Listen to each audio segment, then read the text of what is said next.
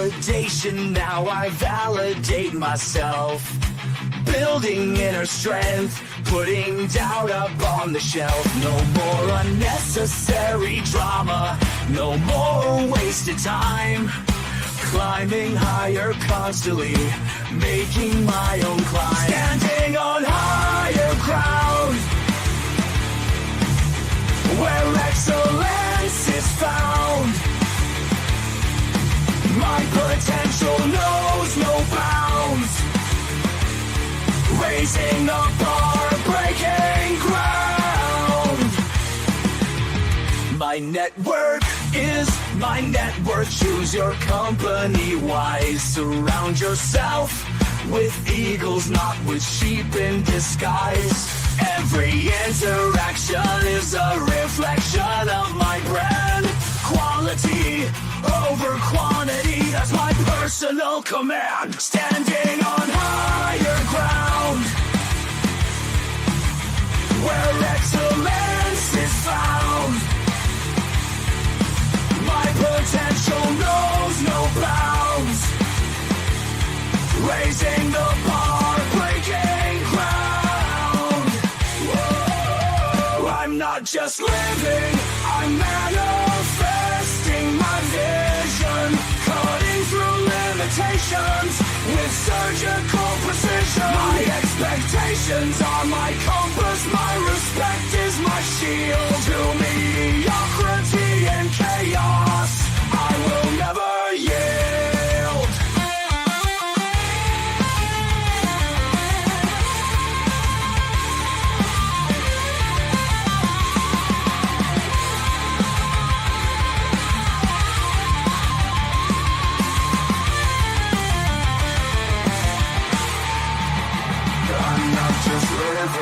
I'm manifesting my vision, cutting through limitations with surgical precision. My expectations are my compass, my respect is my shield. To mediocrity and chaos, I will never yield.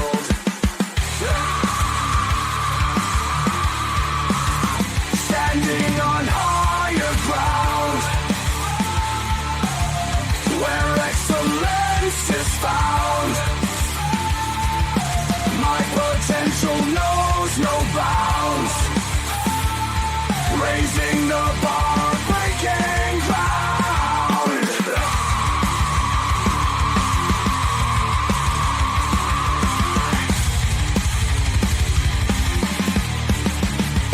I'm not just living, I'm manifesting my vision.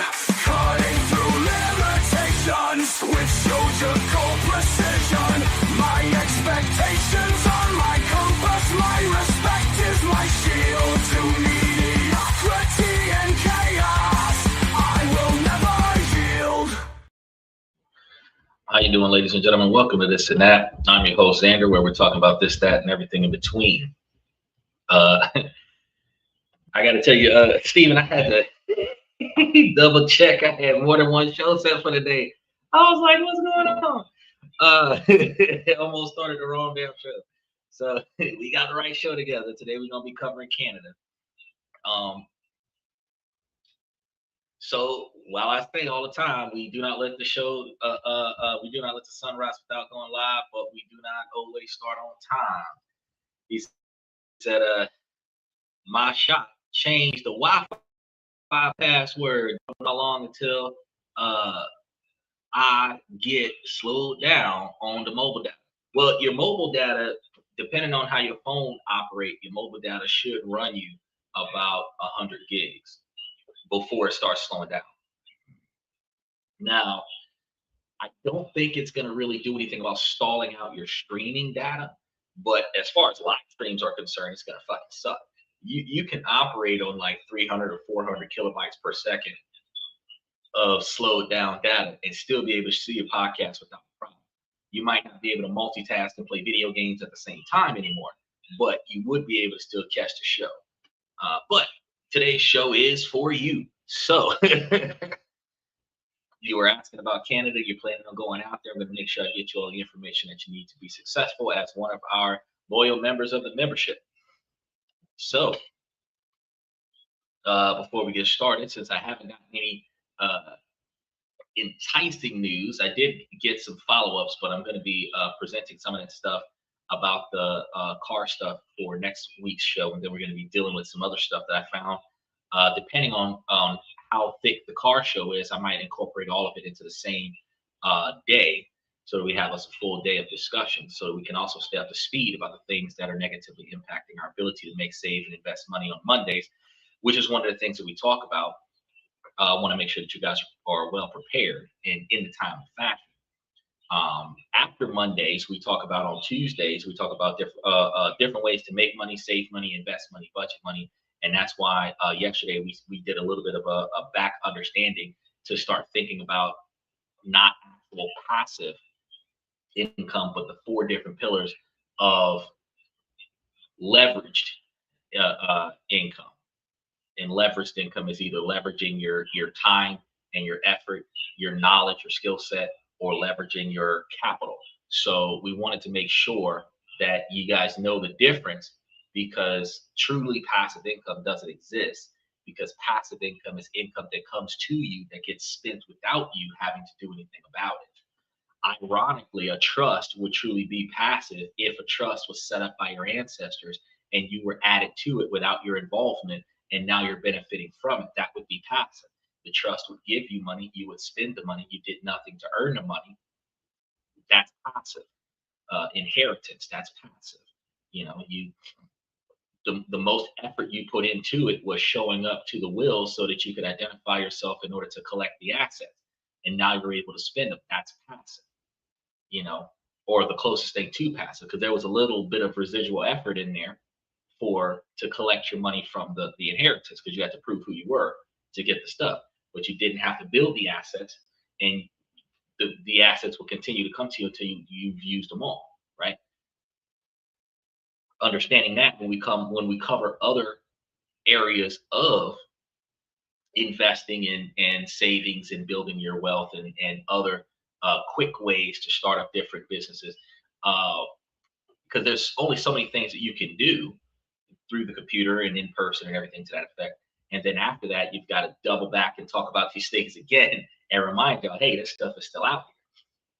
So that's what we're going to be ending up doing, is reminding you guys different ways to make, save, and invest money, different ways to build your money up on Tuesdays, different ways to budget your money, which means we're going to have to come back around and talk about budgeting, a concept coming soon, but then also talk about those side jobs and side hustles that y'all aren't doing that y'all could be doing to make yourselves more financially successful. Now, after that, Wednesdays today, we talk about different countries around the world. We're talking about Canada for Stephen, but we have different countries on the list. We have a bunch of different countries on the list. And I've got to start moving some countries around. There's so many countries on the list to make sure that you guys have all the countries that you need to be successful. Um, then beyond that, Thursday, Friday, and Saturday, we give you guys information about self-improvement, self-development, relationship topics, negotiation, socialization, building, and then discussions about um, raises, promotions, retirements. And this week, we also have a little bit more information about in-depth how to discuss termination. Um, because not all the time is it your fault, but sometimes it is. And when your boss doesn't want you there anymore, there is a different way out. We're going to be talking about that. After that, we give you guys information about building your brand, or not building your brand, building your 20 or 30-year plan. Because knowing where you want to be at in your future and what you got to do to get there allows for you to reverse engineer the step-by-step areas that you need to do to get yourself set up. Like I was telling Stephen about building himself a revocable trust for his father while his father's still alive, set everything up, start putting stuff in there as Stephen collects things. And then when his father passes, it becomes an irrevocable trust, and he can appoint a third party to manage these things. Especially if you've put enough money in there for it to be managed, that actually makes a lot more sense. But the key factor is that by the time his father passed, he's got an irrevocable trust that he, as a grantor, can add more stuff to, especially if he puts that clause in there, beneficiaries and the grantors being able to add to the trust. And he's listed on the trust as one of the people that is adding to the trust. He can just put whatever he wants into the trust after the trust becomes irrevocable. And then other ways like Charles Schwab's that helps with building the investment portfolio. and then allowing the trustee to take over, building that investment portfolio based on the instructions that were being detailed, so that there's no mistakes on how this is supposed to function.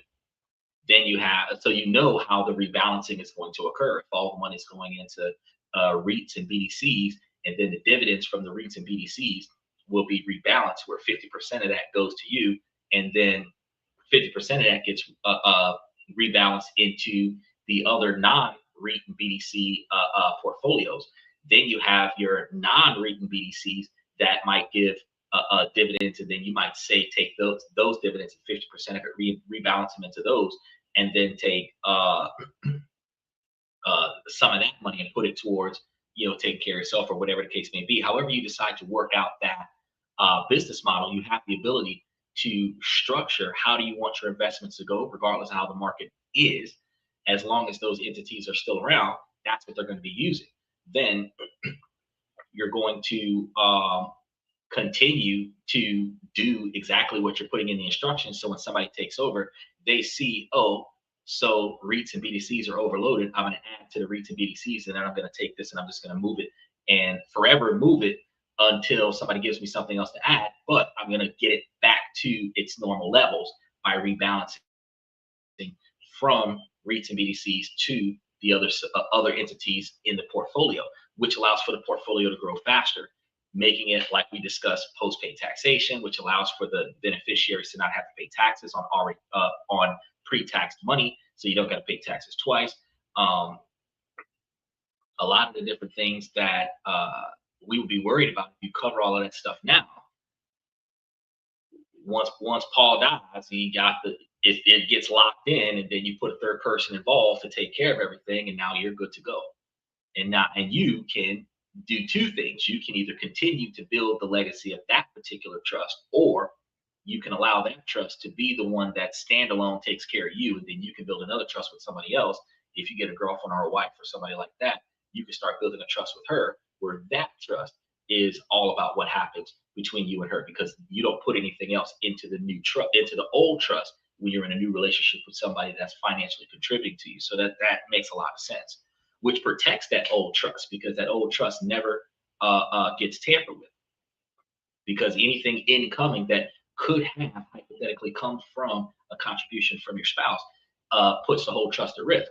So once the new person steps in and y'all reach a level of the relationship where y'all are intertwining resources, that old trust is an exit only trust, and any documentation that protects that, would protect it, because it's a standalone self-performing trust that is an irrevocable trust that you benefit from, which holds no bearing on her contributions, because she doesn't contribute to it. You benefit from it, and then your benefits contribute to her standard of living. So that's part of the ways that we talk about giving. We have on Sundays questions and comments from the fans that allows for you guys, if you guys have questions, that we provide you with a detailed quantity of answers. So again, I want a special shout out to Sterling, because he does dive in from time to time on certain topics and provide a lot of insight.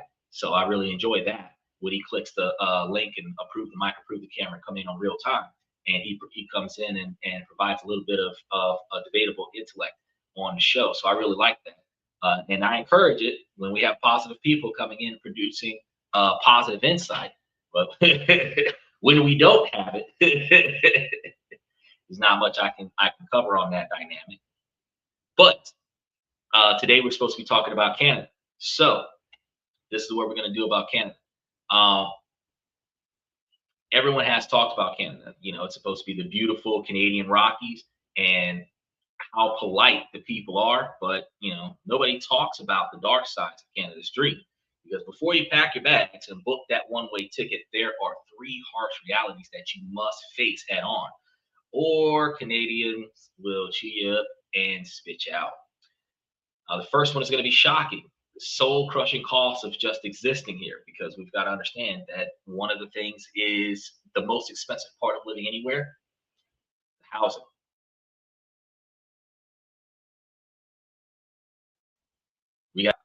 This is one of those videos that's going to be sent to a fantasy. Tonight's show is not about getting you guys hung up on going somewhere that is not as it seems. Canada's a fun place to be, fantastic people. However, just like America, it's not as cheap as you would hope.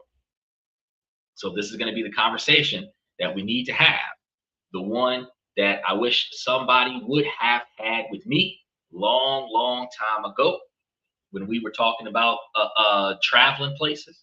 So we're going uh, surface level advice, and we're going to be digging into three pillars that will actually determine your success and, more importantly, your happiness in Canada.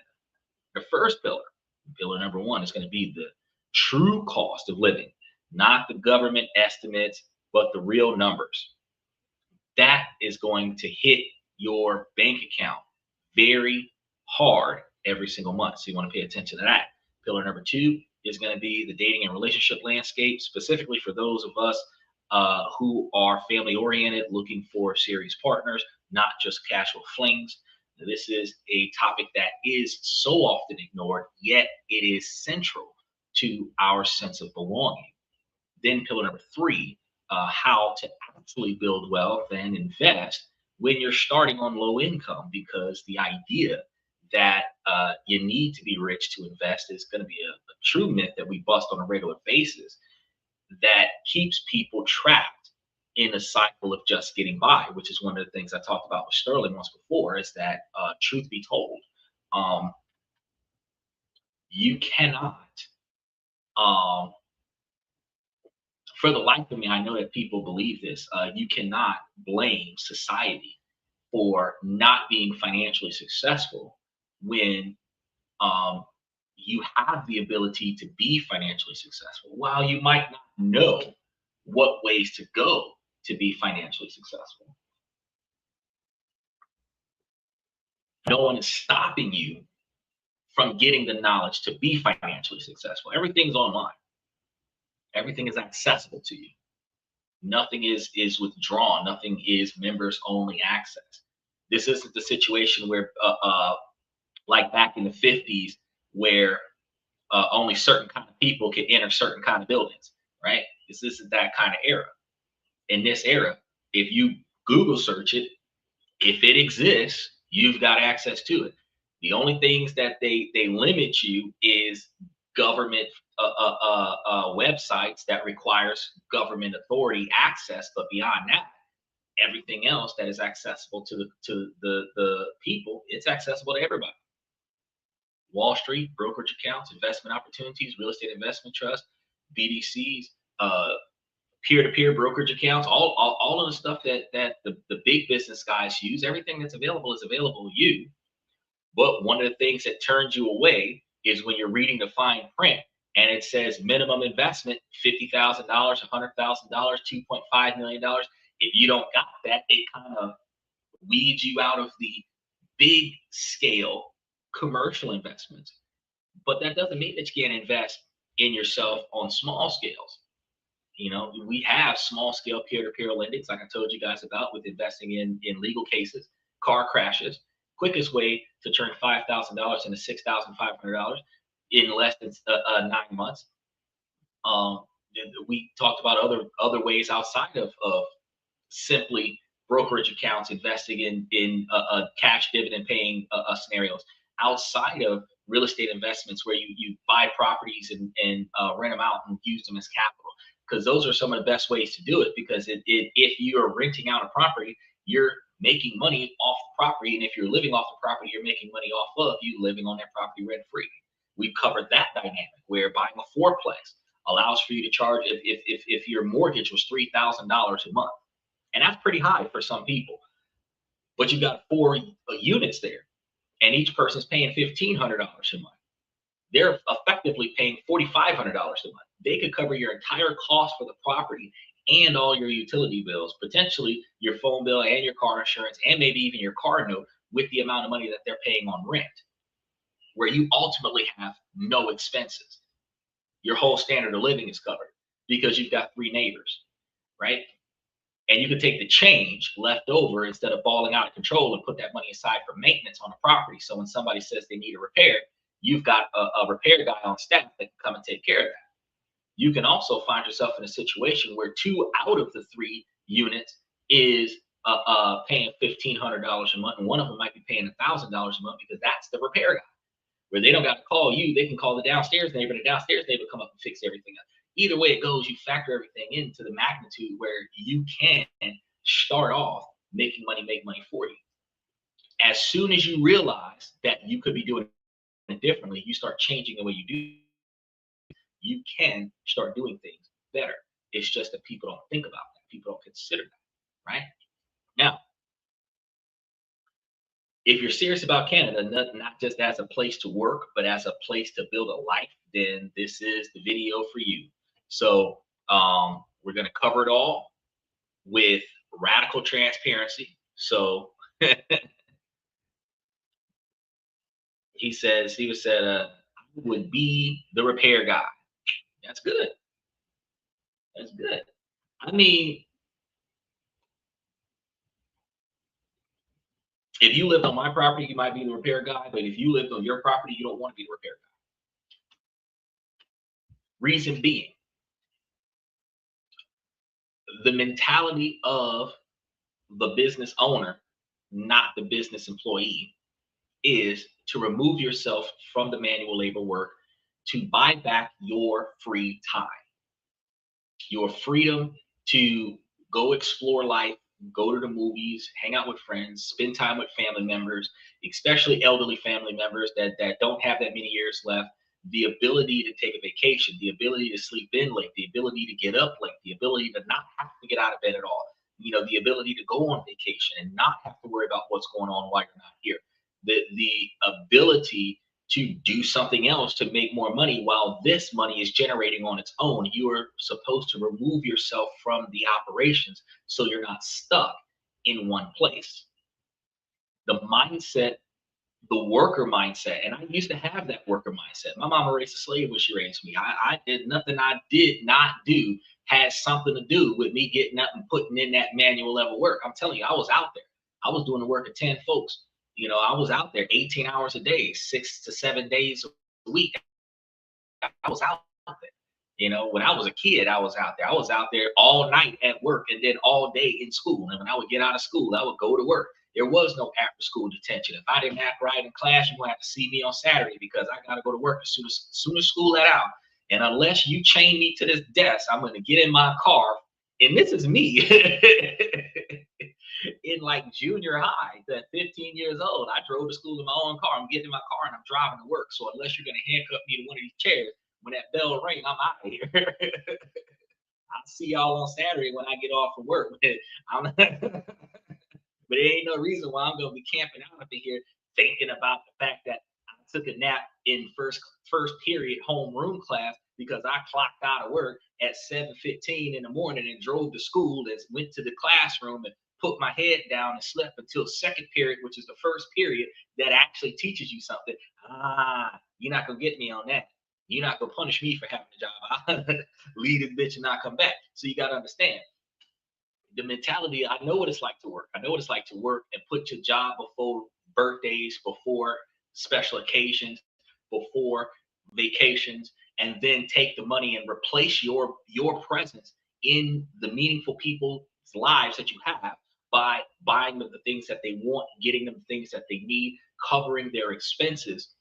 But that workhorse mentality does not benefit you personally. It benefits your flock, but it doesn't benefit you personally.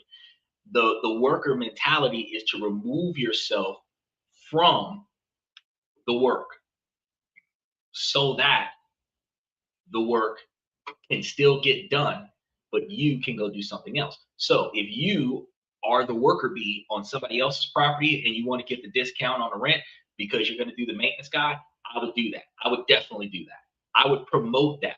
If you've got hands-on skills, if you got electrical work skills or something like that, if you're a handyman and you're living on a property that needs a handyman or doesn't have enough handymen, I would offer to the landlord, hey, cut some money off for the rent and I'll fix whatever you want fixed. Matter of fact, you could hire me as a handyman and then you could pay me a check separate from what I got to pay for the rent. And then I can get there and put my check towards the rent. but at the same time, you could double down on the situation and give me a discount on the rent and still pay me a separate check since I work for the company. So yeah, I would do that. But if I own the property, I ain't fixing shit. I ain't fixing shit because the goal purpose is to hire third party workers to do the fixing for me, right?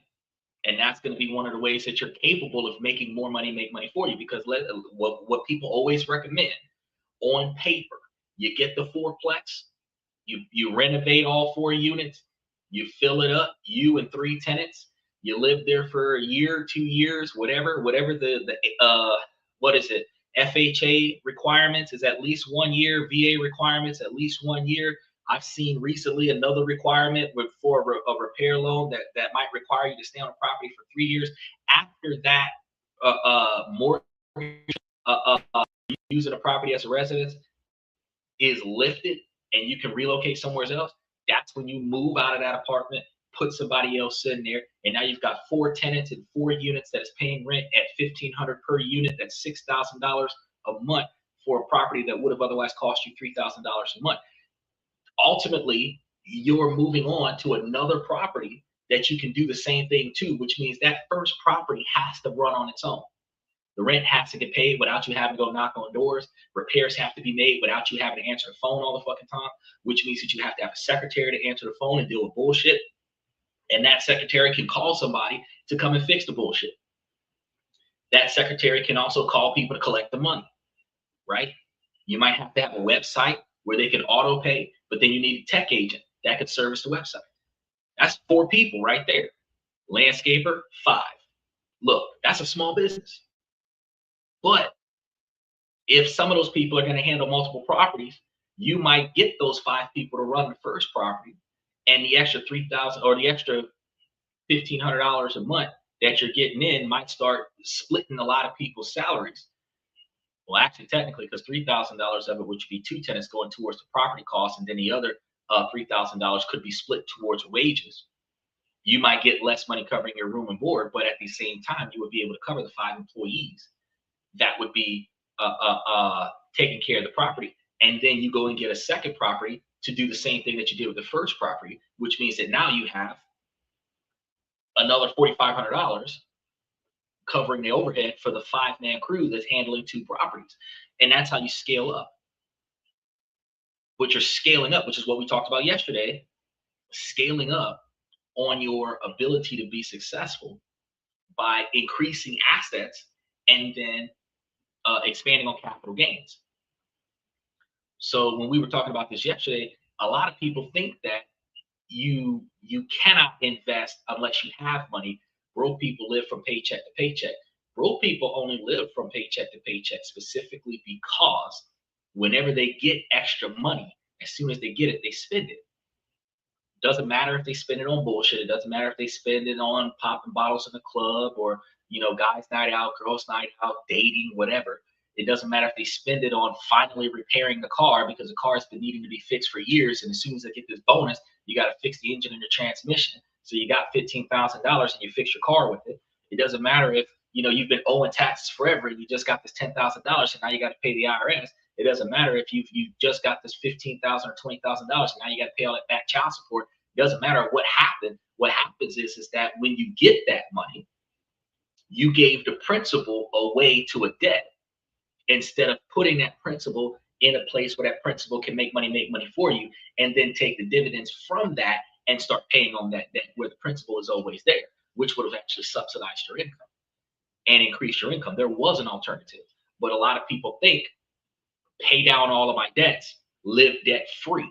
And like Michael preaches on the show plenty of times, I'm debt free because a lot of people 50, 60, 70 years ago believed that being debt free was successful. Being debt free is beneficial, but it is not success.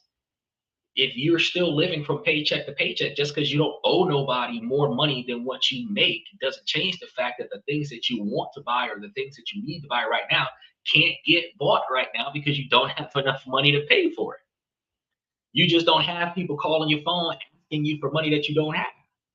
but you still have things that need to be paid for that you don't have enough money to pay for. Living from paycheck to paycheck is the freedom that you're trying to be liberated from, right? You're trying to be liberated from waiting till your next paycheck to make a purchase, right? And that's why we're talking about Canada, or where we're talking about Canada, because there's no negative shots on Canada. So anybody coming to listen to the show, waiting for me to take a shot at Canada, I'm not going to take any negative shots at Canada. I'm just going to let you guys know Canada and America are right next to one another, and Canada and America are not cheap. Okay. Canada, America, Hong Kong, those are some expensive places to be. Hong Kong is like living in New York. And New York is one of the most expensive places in America. Okay. So when we start talking about this today, I want y'all to understand that, Canada got some pretty good benefits in some areas, but living there, look, man, you're definitely not going to be over there with like $3,000 a month in Canada. You might need to bring a little bit more than that, right? But let's get into it. We're going to start with the pillars that impact everybody else, and one of the things that slows you down the most, which is going to be the money. So if you plan a budget going to Canada, thinking that you're going to be conservative, research things online, look at the forums, and come up with a number that is going to feel reasonable to you. You might feel prepared. Then when you land, within the first 30 days, the budget is completely and utterly destroyed. It's not going to be one single thing. It's going to be 1,000 tiny things. First is going to be the grocery bill. There's a handful of items that cost what a full cart would have cost back home, right? It's going to be the sticker shock of a simple phone plan. It's going to be realizing that the average rent that you tried to budget for was far a basement unit an hour and a half away from the city center, not the clean, safe apartment that you may have figured in your mindset. Because a lot of times, what advertisers do, and this is why I had no concern about Kamala Harris's thoughts about, I don't want people to hide fees and this, that, and the third. I don't want them to hide fees either. But what she was talking about was hotel fees and plane fees. And it's like, bro, you paid to sleep in the bed in the room. You didn't pay for the mini bar. You didn't pay. That's upsell. You didn't pay for the TV. That's upsells. That's added amenities. They put it in the room to compel you to touch stuff. And when you touch stuff, you got to pay for it. If you turn on the TV and start flicking through channels, some of them channels are not free. So you got paid per usage. So if you're not watching TV, if you're in there taking your ass to bed and going to sleep and getting up and walking out, all you're paying for is the basic room. And room service is going to cost more money. That's a luxury convenience. They don't tell you that in the beginning, but it will be a room service charge on your room for each time that you get room service. They might not charge you for the wake up call, for the courtesy wake up call, which is why they call it courtesy. But if somebody brings something to your room on your behalf, there's probably going to be a fee for that, right? And each time you do that, thinking, oh yeah, they just bring stuff to your room. They just drop this off. Like if y'all ever watch Medea, like you seen how quickly that damn bill stacked up because everything is charged to the room. Nobody knows how much they're paying because nobody has the common sense to ask, how much is this?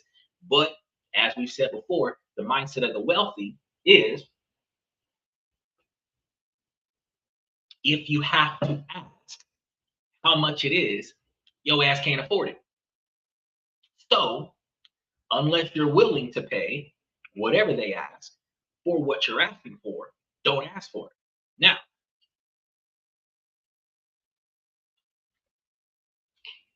logic dictates you might still want it. Fine. How much does this cost? But guess what? If you ask them how much does this cost, they should be able to tell you how much it costs.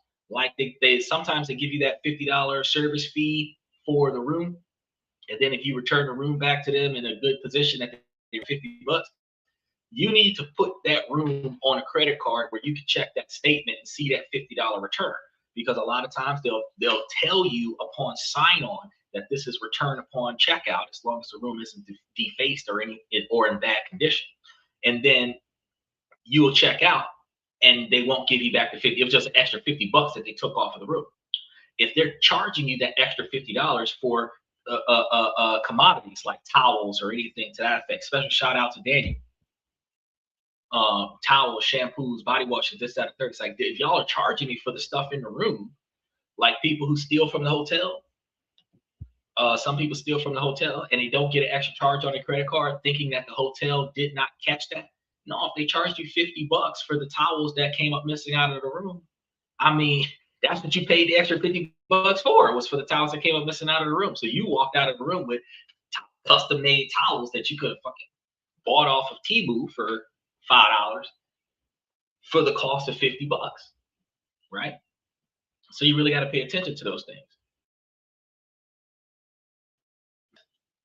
Listings, which is what we're talking about with Canada, the listings are something that people don't pay attention to. You will look at the goal is to grab the people who are wasteful spenders and say it's free. Like some of the houses in Japan, they are free. Just got to pay the property taxes. They don't tell you about the property taxes, but the taxes out there is cheap too. Taxes out there might be like 800 yen, which might be in American dollars like $80. Well, they might have like 8,000 yen, and then in American dollars it might be $80, something like that. Which a lot of Americans be like, "Fuck yeah, I'll buy that." Now, some problems are some of those houses might be $250,000 worth of renovations. Some of those houses might require zone rezoning or zone modifications in order for you to renovate it. Because if you don't pay the government the cost to rezone the house or some type of zone modification or exemption that allows for you to renovate the house and bring the house back up to livable condition, it is an unusable property, which is why it has no cost. It's part of the cost. The other part of the reason why it has no cost is because their real estate is a depreciating asset, not an appreciating asset, because they have this cultural thing about like people's auras and feng shui and this, that, and the third. And when somebody lives in the property, they leave their essence, their spirit, their this, that, and the third in the property. And in order for them to take that other person's aura out of the property, you got to gut the property down to its bare bones and rebuild it, which costs way more than truly renovating the property, right? And the issue is that they'll just leave it there because it's not worth anything because somebody's already lived in it, right? So a property that's been sitting there 30 years ago, they have a family live in it for 5 years, would be worth nothing to that culture, but to an American, it'd be worth everything because it's a $0 property. And if you're buying it as a homestead, fucking fantastic, because I can buy it. I could potentially, some of them, I could move right in and then find some locals to fix it up, right? But when you're going to places like Canada and they tell you, oh, it's cheap. We have rooms, we have units, we have apartments. And worst thing in the world is the word unit, because a unit could mean a flat, like a 5-bedroom, like everything on the top floor flat. A unit could be a 3-bedroom, 2-bedroom, 1-bedroom. It could be inefficiency. A unit could be a 1-bedroom out of the apartment. A unit could be, like I said a moment ago, the basement of a house. Because a unit is the count, right? It is not an actual apartment. We consider by mentality units and apartments. And that's kind of where people get thrown off. Like, so you'll see that they have listings for different units, and then they'll show you the address of the unit, and they'll show you the price of the unit. And you'll think, oh, I can go and rent a place for like $750. And there's very few pictures of the unit you're leasing, but the fact is that they have pictures of the place that the unit is located at. And you're like, oh, this is a beautiful, beautiful place. My unit's at that place. Then when you get to the place, it's like living underneath Jason Voorhees or some shit. That's not what we're trying to accomplish, right? You find yourself when you first get out there with a financial blur that will build you a high level of anxiety. You're constantly converting prices in your head from US dollars to Canadian dollars, you know, to create a feeling of a knot in your stomach with every tap of your debit card, and that feeling of the financial shock is going to be something that many newcomers are going to experience, but it is rarely discussed in the glossy immigration brochures. The dream of a high Canadian salary quickly collides with the reality of high Canadian expenses. And that's going to be one of the things that a lot of people got slapped in the face with when people from Taiwan and Taipei come to America thinking, oh, my $30,000 a year job in Taiwan is a $250,000 job in America. If I go to America, I'd be rich. Well, if you go to America, quarter middle, like middle class, your whole paycheck is paying for your standard of living, where 70 or 80% of your income is paying for your standard of living. And then 10% of your income might be paying for travel to and from back home. And then you still got a little left over for discretionary spending, right? So you're still living from paycheck to paycheck. Your skill set's value in America might produce a larger quantity of capital with a larger cost of living there, right? So you could probably go to Taipei and do the same work that you're doing in America for less money, but the standard of living is cheaper. So the money that you're making in Taipei might actually be better than the money that you're making in America, because the living cost is less than the income requirement or the income gain in the same country, right?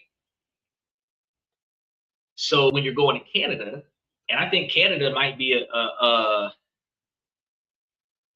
10% maybe more than America. I'm not exactly sure. I have to gauge that. I haven't actually, it's been a while since I've covered Canadian dollars to US dollars, but I believe that Canada might be more expensive than America.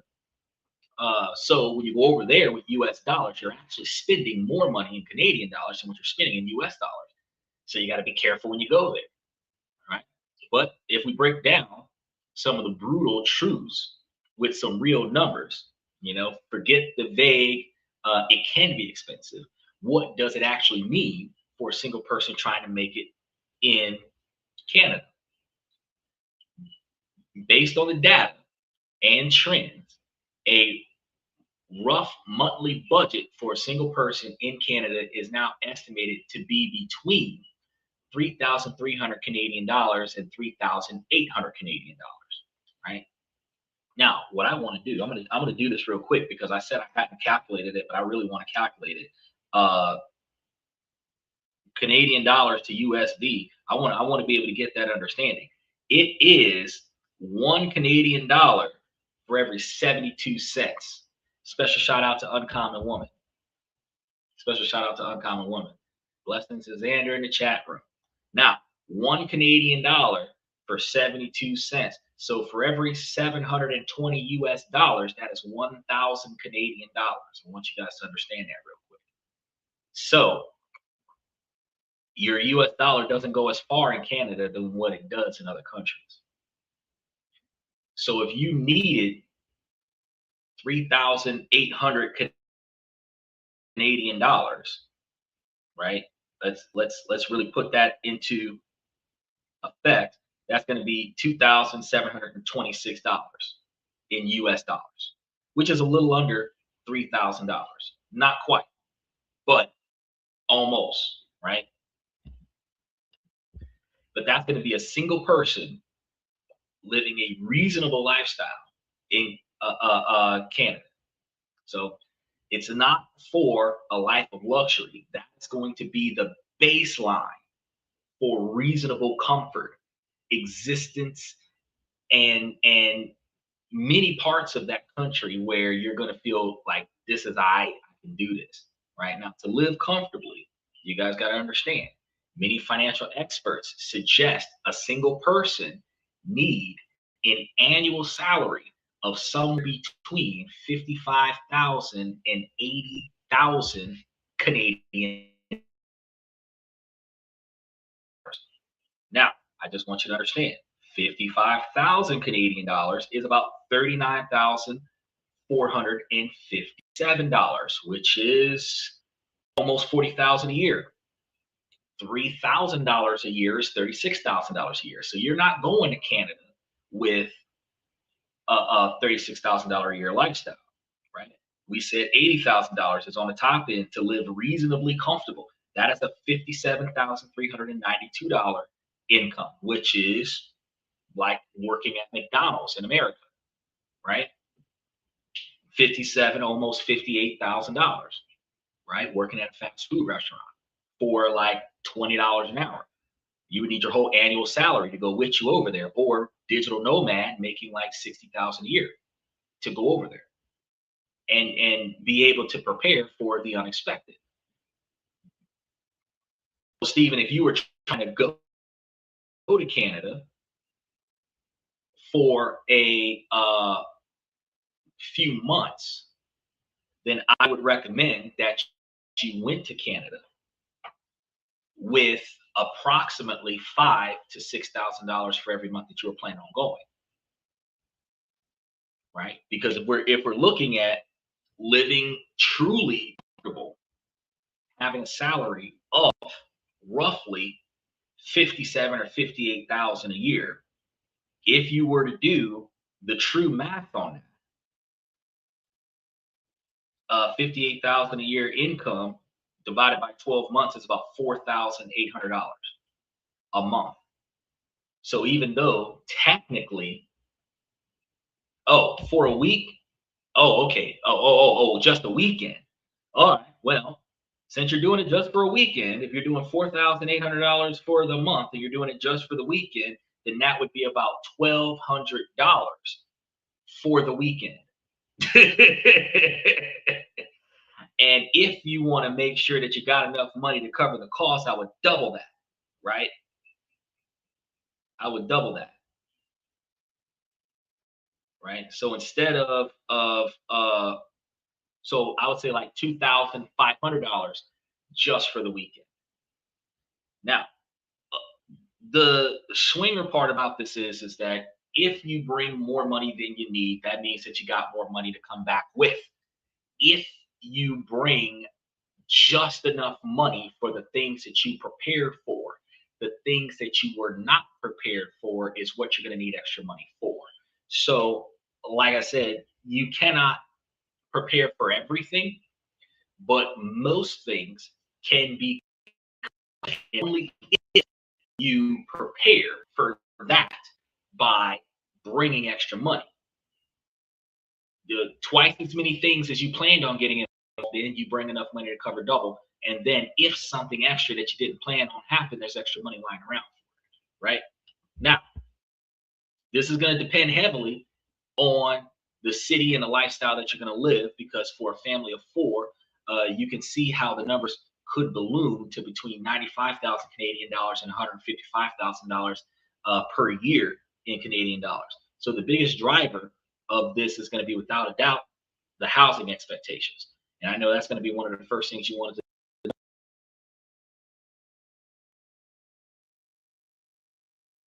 for most Canadians. And the difference between cities is going to be massive. So if you're dreaming of living in Toronto or Vancouver, you are choosing to play in the major leagues. All right. So the expenses are going to be higher. As of early 2026, the average asking rent for a one-bedroom apartment in Toronto can hover around $2,100 to $2,400. While you might be staying in a hotel since you're only going to be there for the weekend, but you understand that a lot of hotels are going to be charging upward of $250 a night, which means you might need $1,000 for the hotel for the weekend, even though that's going to cover your entire housing situation, utilities, internet, water, everything of that effect with the hotel stay. It's the fact that you're probably going to spend $1,000 alone on just the hotel room. So when I told you bring $2,500, that gives you $1,500 after after the hotel for whatever else you need, food, travel, stuff to that effect. $1,500 doesn't go very far if you've got events and activities that you're trying to go to in a place where, you know, cab ride might be 60 bucks each time you take a cab ride, where you might find yourself spending $300 or $400 on cabs before you go buy food. And since you're living in a hotel, you're going to be eating out, and we're about to get to that, the cost of eating out. And then if you're going there for an event, the cost of the event, if the tickets for the event is $150 to $200, you know what I mean? You only had what, $1,500 extra dollars. There's only $1,000 left. If you draw out $300 for travel, you know, now you got $700 left to feed yourself for the for the weekend. You see how quickly the money depreciates. And this is if you don't have. This is a situation where if you're lost or if you have to pay extra money for a tour guide or, you know, something to that effect, right? Because I'm planning on one night in the hotel to shower and one night in the car to save money. Don't do that. It's fucking cold over there. You bring you enough money to do both nights. If you're gonna be there for 3 days, 2 nights, just get you 2 nights in the hotel. If you're driving to Canada, you need to take into consideration the financial cost of driving to Canada. You also have to understand that since you're using an older model car instead of a rental car, I would travel with a rental car.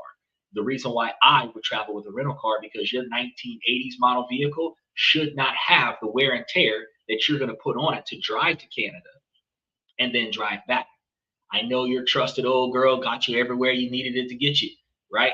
But you're going out of town. You want a car that is fully renovated to the fact where you don't need to fix anything. You just got to put gas in it, take it, and bring it back. And if you're going to use a rental car, they're going to ask you for $200 down, and then you're going to pay gas per mileage. And I would always, always, always pay that extra $18 to $24 a day for the vehicle insurance, so that my insurance doesn't have to cover that vehicle. It's just going to be their insurance. And whatever company that they offer, they give you some bullshit. Oh no, we only lease to customers that have insurance. Well, I can't help you. I don't have an insurance card. I'm not doing. If you guys don't offer insurance, I don't want the car. Because I actually had one company try that with me in Florida, and I was like, nope, I'm not doing it. If you guys don't provide the insurance, then I'm leaving without the car. And they gave me insurance, right?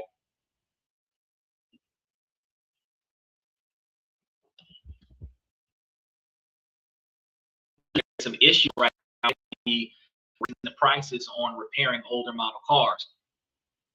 Your car would require a transmission flush sooner, engine flush sooner, tune up sooner, because when you start driving, I don't know where you are right now. Oh no, I remember where you are. From where you are, Stephen. Now that I remember where you are, to Canada, depending on where you're headed at to Canada, you might be doing a 2,000-mile drive in one direction. And if that's the case, you're putting 4,000 miles on your vehicle, which is a guaranteed oil change on your way out, oil change on your way back, and you might have to do a tune-up before you go, you know, transmission flush before you go, and an engine flush after you get back. You know, so I wouldn't do that to my own personal vehicle. I would get a rental car, go out there, and come back. Get a rental car with unlimited miles. I wouldn't tell them I'm going out of town. I just need the rental car for like 4 days. Because if it's going to take you 1 day to get there and 1 day to get back, and you plan on being there for 3 days, I'd rent the car for a week. That's it. I wouldn't tell them where I'm going. I'm rent the car for the week, and I'm going to bring it right back here. I'm not going to tell them where I'm going. Then I get in that motherfucker and I cross Canada. So do what I got to do and come back with that bitch. Unlimited mileage, just got to fill the tank when I bring it back. That's what I do. And in that situation, you might pay $700 for the week for the rental car plus $200 security deposit plus the gas on the car, way cheaper than having to rebuild your car to make that trip and come back safely. Especially since you talking about, oh, I'm gonna sleep in my car. Fuck that. I ain't sleeping in shit. Fuck that. If you have to make a trip that is banked on, first of all, Canada's got snow. Canada's got snow year round. Okay. You should never have a trip revolving around living outside in a snowy climate as part of your way to get past your finances. Just delay the trip until you can afford to stay inside the entire time. That would be the best way to go, right? So, um, as of early 2026, the average asking rent for one bedroom apartments in Toronto is about $2,100 to $2,400. Uh, Vancouver isn't closer to the staggering 2,400, 2,700 per month. It is closer to 2,400 to 2,700 per month, and those are just averages. Finding a decent place in a desirable neighborhood can easily push you towards 2,900 or even $3,500 just for the entire month. So if you were going out there and, like I said before, trying to get a hotel, 3 days, 2 nights, where you would check in that afternoon and you would be there for 2 more days, and you would check out on the third day, you're looking at, like I said, probably $100 to $150 a night guaranteed in most hotels. So you're looking at probably $300 plus whatever deposit they charge you, $300 each 3 nights. That's what you should bring with you in preparation, right? Now, you do what you want to do. Tell me how it works out when you get back, but that's what I would have done. I would have got the rental car for about 700 plus the security deposits, like $200 with Enterprise. So I would pay like $900 for the rental car. The gas to get out there, probably I would put like $400, $500 for gas, because gas is so expensive right now. I might not need that much, but I put $500 aside for the gas. But if it's $900 for the car, $500 for the gas, I'm already at $1,400. I said put $400 for the hotel just in case. That puts me at $1,800. Now, I did tell you bring $2,500 for this trip. I'm at $1,800. If you start trying to buy food along the way, you might spend $50 on your way to Canada. You might spend $50 back from Canada. So you're at $1,900 to eat to and from. And out of the remaining $600, whatever the fuck you were going out there for, that's what you would be spending that $600 on. Now, notice I did the math for you, and then I adjusted everything for what you planned on doing. And $2,500 for 3 days in Canada, based on what you plan on doing, might barely be enough to do it. See why I tell you guys, man, if you planning on going out there and doing something strange, you might as well bring $3 grand, or bring double, or sometimes bring triple. You never know. Double what you think it's going to be, that's definitely an expectation. Now, I wanted to take a break there for a minute because these numbers can feel abstract, right? And a lot of people don't believe that these costs are really these costs. So let's make it tangible. If your rent is like $2,500 and you need to earn over $3,000 a month after taxes just to cover your housing before you bought a single grocery item and paid for a bus pass or even turned on the lights, this is why so many videos that go out about the cost of living there, the articles that are talking about Canada, miss the point. They're talking about job opportunities and high wages, but they fail to connect that to the sheer cost of survival on the biggest budgets in these cities. Now, the high salary that you were promised can be vaporized by rent before you even have a chance to save.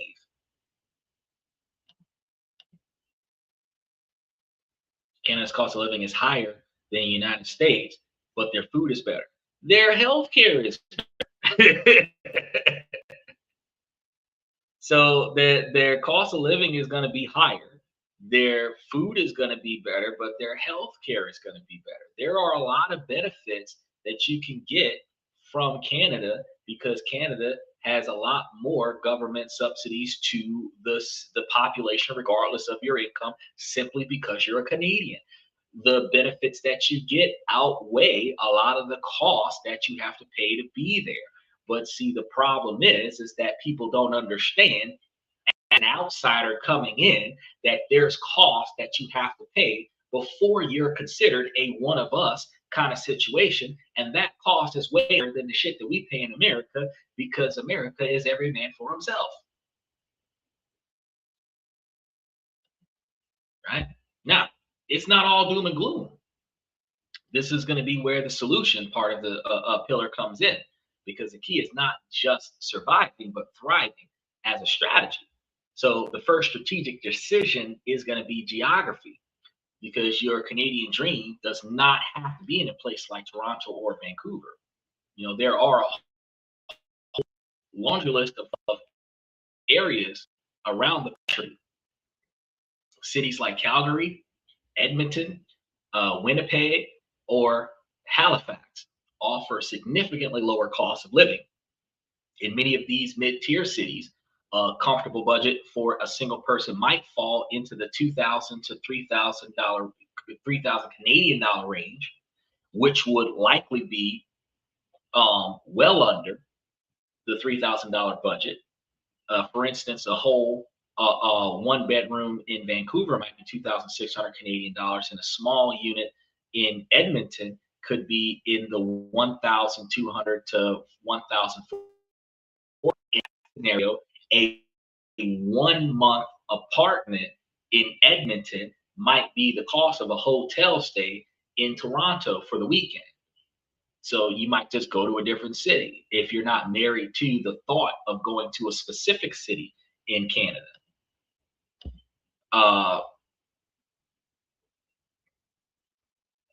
Winnipeg, $1,200 to $1,500.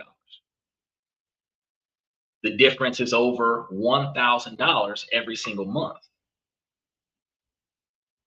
Money that goes directly back into your pocket for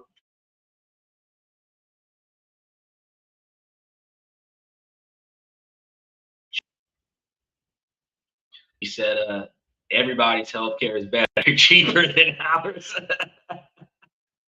We're all about capitalism. All our goals are is to make more money off of other people's suffering. Insurance policies are peace of mind policies.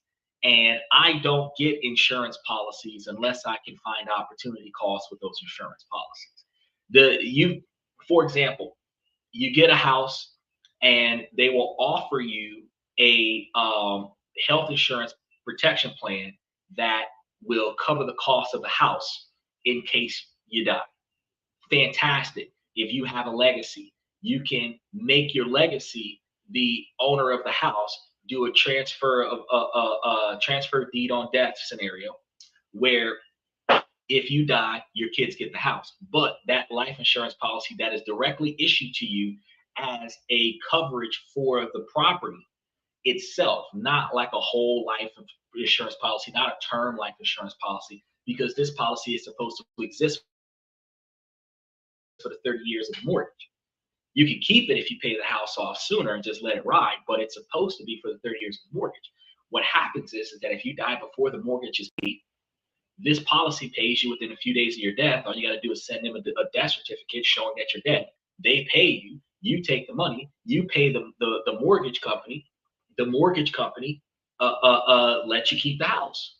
So the kids don't have to do a financial background check on the property and this, that, third to prove that they own, that they can afford to pay for the mortgage. If they want to remortgage the house, they can, but they don't have to. They can leave the house free and clear and just live in it the way it is, right? Now, that type of policy makes sense. There's another type of policy. They got warranty policies for properties where if you move into the property, everything's working in the property, you pay a certain quantity of money on the property, or not pay a certain quantity of money, like a few $100s, for a warranty for the stuff in the house. If anything breaks after the warranty policy starts, you can collect on the warranty policy. That policy is a peace of mind policy, because if nothing is broken, then usually nothing needs to be fixed, right? So a lot of the times people will pay 3, 5, 7, 10 years on a warranty for repairs on the property where they don't need that warranty. But if you're talking to one of these guys, you know you got some stuff in here that you might want to tune up, and they say, yeah, it'll cover everything. And then after the claim period starts, where you can start taking out claims, you might be paying a few $100s at a time for the monthly service, but you would be calling them up and saying, hey, I got this repair that needs done, that repair that needs done. And they would be up to a certain amount repairing a whole bunch of shit. Well, think about it. If you're paying upward of $6,000 over the course of the policy to have the policy, but you're spending almost $20,000 worth of repairs on that same policy, you find yourself getting more than what you spend, right? How you doing, you and your chat? Oh, special shout out to Mr. Satellite. Good to see you, buddy. But those are the types of policies that make sense. Policies that don't make sense. Car insurance policies. You gotta have them just for the sake of having them. It's a just in case policy. Just in case you hit somebody, just in case somebody hits you, because you can't predict the future. So you'll be paying for car insurance your whole life just so that you don't get a ticket.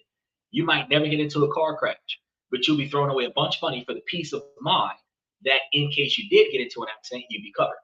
You've got health insurance policies, same thing. You don't need it, you don't use it, but you pay for it every month. You know, life insurance policy. You might be young, you're getting it in case you die. But if you live like to the 94 or 103 or whatever the case may be before you die, you will find yourself in a situation paying 60, 70, 90 years on this policy before you die. And you might have outpaid the cap on the policy that they're even offering. Because some people can't afford a $1 million policy out the gate. They might get a $250,000 policy. And if you got a $250,000 policy and you've paid them $250,000, opportunity cost, you could have put that money into a brokerage account and built that kind of money. But they got it for the peace of mind of if I die before I give them the $250,000, that my ancestors can get the $250,000 back, even though we only paid like $15,000 towards it, right? That's the opportunity cost that people buy into when they're getting these policies. But health insurance is supposed to be used. It's supposed to be used regularly. And that's why when we had the discussion on Monday with Sterling, we had that conversation on Monday, and I was like, no, like there's no reason why we're getting things that we don't use. A health insurance policy is supposed to be used. When I told him that I was voting for free health care, because if we got free health care, it doesn't matter if we had to raise taxes to get it. If we had free health care, the people who need doctors would go to doctors on a regular basis because it's free. You know, you would be going to the doctor twice a month because it's free. You would be getting checkups. You would be seeing specialists. You will be one out of every 2 days off that you have would be a weekday to go to the doctor, right? Because it's free. But like the way you rotate your gym membership into your schedule, you'd be rotating going to see your doctor because it's free. You know, people's mental health, they would be seeing their psychiatrist every week and everything because it's free, right? But a lot of people just deal with poor health because they can't afford the $5,000, $10,000, $15,000 that it would cost them if they went to the emergency room. And they don't have a standardized primary care physician that they can schedule an appointment to with a $500 checkup for the doctor to refer them to a specialist.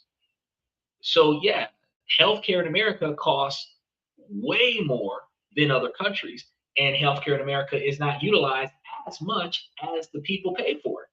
But if you go to Canada, yeah, the healthcare is going to be better because everybody's going to the fucking doctor. It's going to be better and it's going to be cheaper because everybody's using it.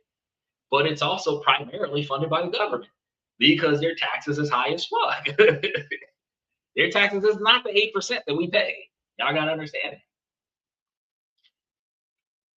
So back to the main topic, when we're looking at the rent, if you budgeted around $1,400 to $1,800 Canadian dollars, this is realistic range for a decent one bedroom in a mid-sized city, right?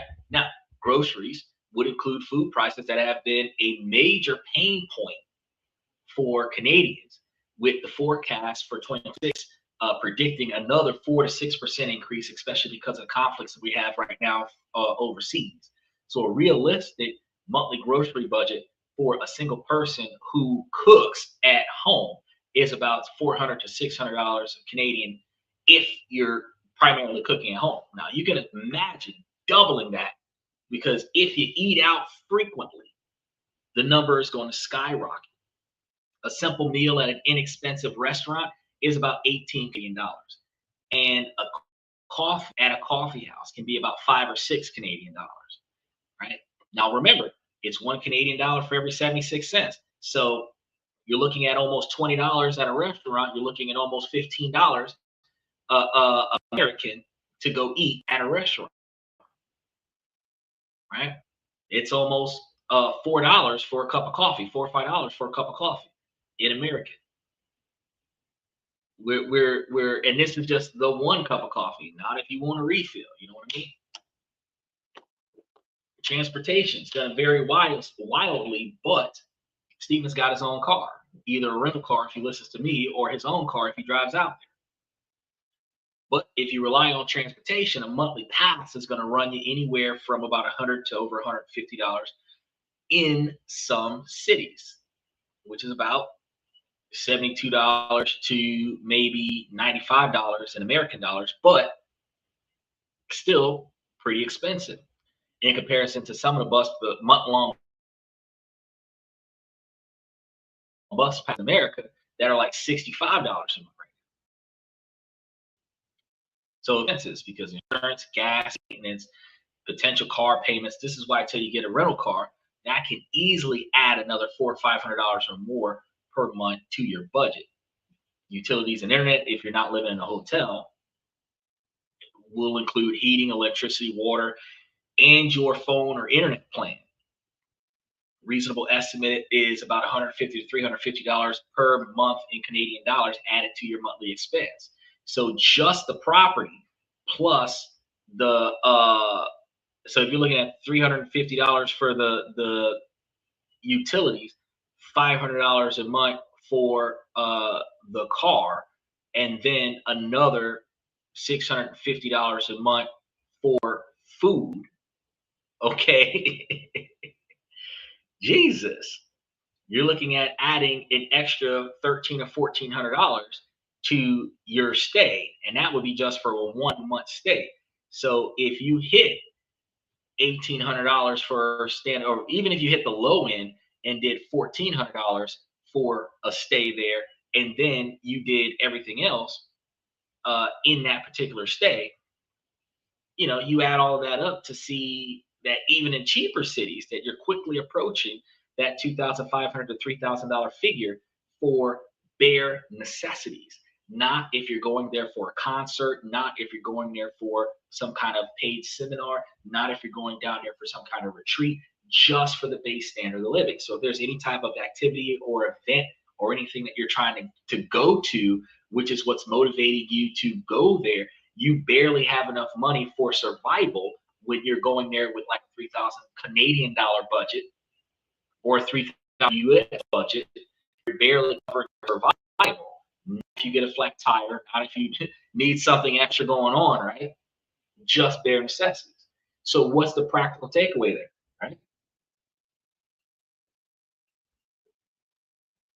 First things first, you must create a detailed line item budget before you move. And Stephen, you're gonna have to be realistic about this shit. If you're going to a tropical getaway, your backpacking across the world is a fantastic idea. I will never ever knock you for sleeping in a tent or camping outside under the stars, 2 blankets, and making it happen when the climate is hot as fuck. I don't recommend it. I'd prefer for you to at least have a box fan outside and an extension cord to the building. But if it's hot as fuck, you can deal with certain heat temperatures. But the snow, that's where I draw the line. I will never have someone tell me I'm going to camp outside in a place that snows. because you can easily have an unexpected climate change in a place that already has stagnant snow in the hottest part of the year. And that climate change could lead to you freezing to death outside when you could have been inside. I don't agree with that. I don't recommend that at all to anybody. So in your plans, Stephen, I'm going to ask you to budget for being inside the whole time that you are not commuting somewhere. No nights outside sleeping in the car, even if you're leaving the engine running. Don't do that. Don't do that, because that's the quickest way that things can go south. And I know I can't remember the name of that movie where those people had gotten to the car crash and they dude froze to death in the car, and the woman barely survived, and all of this other stuff. It's just not, it's not a good look. So don't do that. But I just wanted to point that out, right? So you want to get your detailed line items budgeted before you move, and you want to use, this is how you're going to be safe about it. You want to use the high end estimates for everything. Do not use minimum estimates. Use the top end estimates, because using the numbers that I share with you today as starting points. If you use the top end numbers that I was giving you, the $3,500, $3,800 starting points as your, you actually have the ability to overbring, and bringing more than what you need protects you from needing more. Yeah, I understand that you can always swipe your credit card for something extra, but if you end up in a situation where your credit card doesn't work, they don't have any power in that location, you can't get to a place that accepts your credit card. There's no humans open at that time. It's cash only or whatever. Currency exchange. What if your card gets locked up for? Oh, here's another thing in Canada. Whatever credit card you're taking with you, call your credit card companies and let them know the day before you leave, I'm going to Canada tomorrow. You will start seeing transactions between my current locations in Canada on my card for the next 7 days, so that they can notate it on your account. It doesn't mean that the card won't get frozen or flagged for fraud, but it's less likely to get flagged for fraud if the transactions outside of the normal area starts occurring, because you notified your banking institutions that you're relocating out of that particular area. Okay, so you definitely do that. But if your car gets locked up, you still need cash. And that's why I'm telling you, bring more than what you need, right? Don't use the lowest numbers that you can find to make the math work, because it's not about making the math work. You want to use the realistic and even slightly pessimistic numbers. Be a stickler and overcharge yourself, because it's far better to be pleasantly surprised and have extra money than to be panicked because you're short. Calling somebody and saying, hey, can you cash at me some money? Can you Zelle me some money? Can you Venmo me some money? Nah, it's okay. You should have more than what you need, probably in the back seat, right? Second, radically consider your definition of a desirable city. You're either going there for a reason or you're just going anywhere, right? Your financial well-being and your mental health might be far better in a city like Edmonton or Halifax, where your salary goes a lot further, as opposed to struggling to make ends meet in places like Vancouver or Toronto. Now, that doesn't mean that you can't go to Vancouver or Toronto. You just need to bring a lot more money, delay your trip until you can afford to spend a lot more money to go to places like Toronto or Vancouver. Because you got to remember, tourist cities are going to cost more money than the cities out of the way. The allure of the big city is going to be powerful, but the peace of mind that comes with financial stability is always priceless, right? Third, you want to explore alternative living situations. Renting rooms or finding roommates for your first year. Even if you technically can afford your own place, that can be an incredibly powerful financial move. I mean, it can cut your single biggest expense in half, freeing up hundreds of dollars a month that can be used to build your emergency funds or start investing, which we're going to talk about on pillar 3. But while we're on it, Stephen, instead of trying to find you a hotel nearby, if you find somebody that's looking for a short for the weekend, you might could get that guy 150 bucks for the whole weekend and live inside, then calling yourself trying to camp in your car. So take that into higher consideration, because a person renting out their space is going to charge far less money than the hotel charging for the same quantity of space, right? And then you're going to have to confront the psychological impact of this financial pressure, because it's not just about the numbers, it's going to be about the feeling of constantly being behind, of working hard, but seeing your money disappear a whole lot faster than you expected. Acknowledging this pressure is going to be the first step in managing it. It's not a personal failure, it's going to be the economic reality of modern Canada. So, by choosing your cities wisely, budgeting diligently, and then managing your expectations, then you can navigate the first pillar successfully. But this financial pressure has a direct impact on the next pillar, which is building a life and a family. Now, one of the deepest human needs is going to be connection. Whether people admit it or not, a lot of people swear to God, "Oh, I'm single by choice." No, the people you want don't want you, and the people that want you, you don't want. So you're in a situation where the person that you would prefer to spend the rest of your life with could give two shits about you breathing. You're not single by choice. You prefer to be in a committed relationship with somebody, but at the end of the day, you're not actually able to find the person that you want that is also willing to commit to you as well. So you're failing in the dating pool ultimately because you don't have people. Now men have to build themselves up to be that financial expectation for women. So we're going to fail for 3/4 of our lives. But a lot of the women that are not in a committed relationship, when their value was at its highest at 18 years old and they're 25, 28, 30 and still haven't gotten that right person, it's just because your expectations are higher than your performance and you're not doing what it takes to lock in that extra person to be there for the long haul. I'm going to be serious with you guys.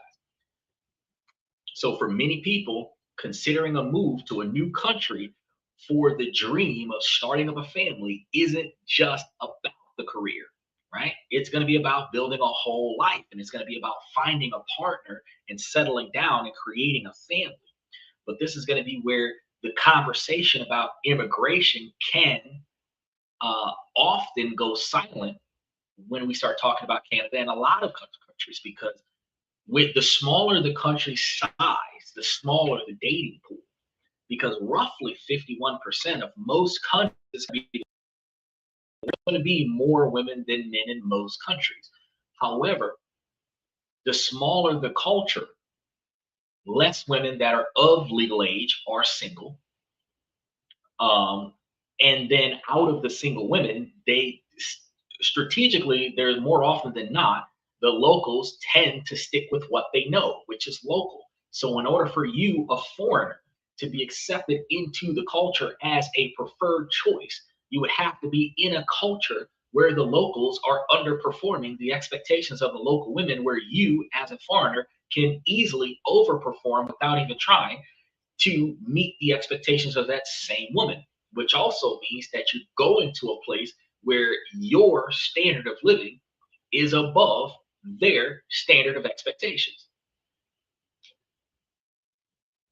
And I think that's probably one of the reasons why women talk down about passport bros, because they feel like the guys are going to cheaper countries to get broker women because the guys are broke and they can't afford the American women. But I still point out the fact that it doesn't matter what country we go to. Even when we're talking about going to Canada, the fact is that you've got to pay tens of thousands of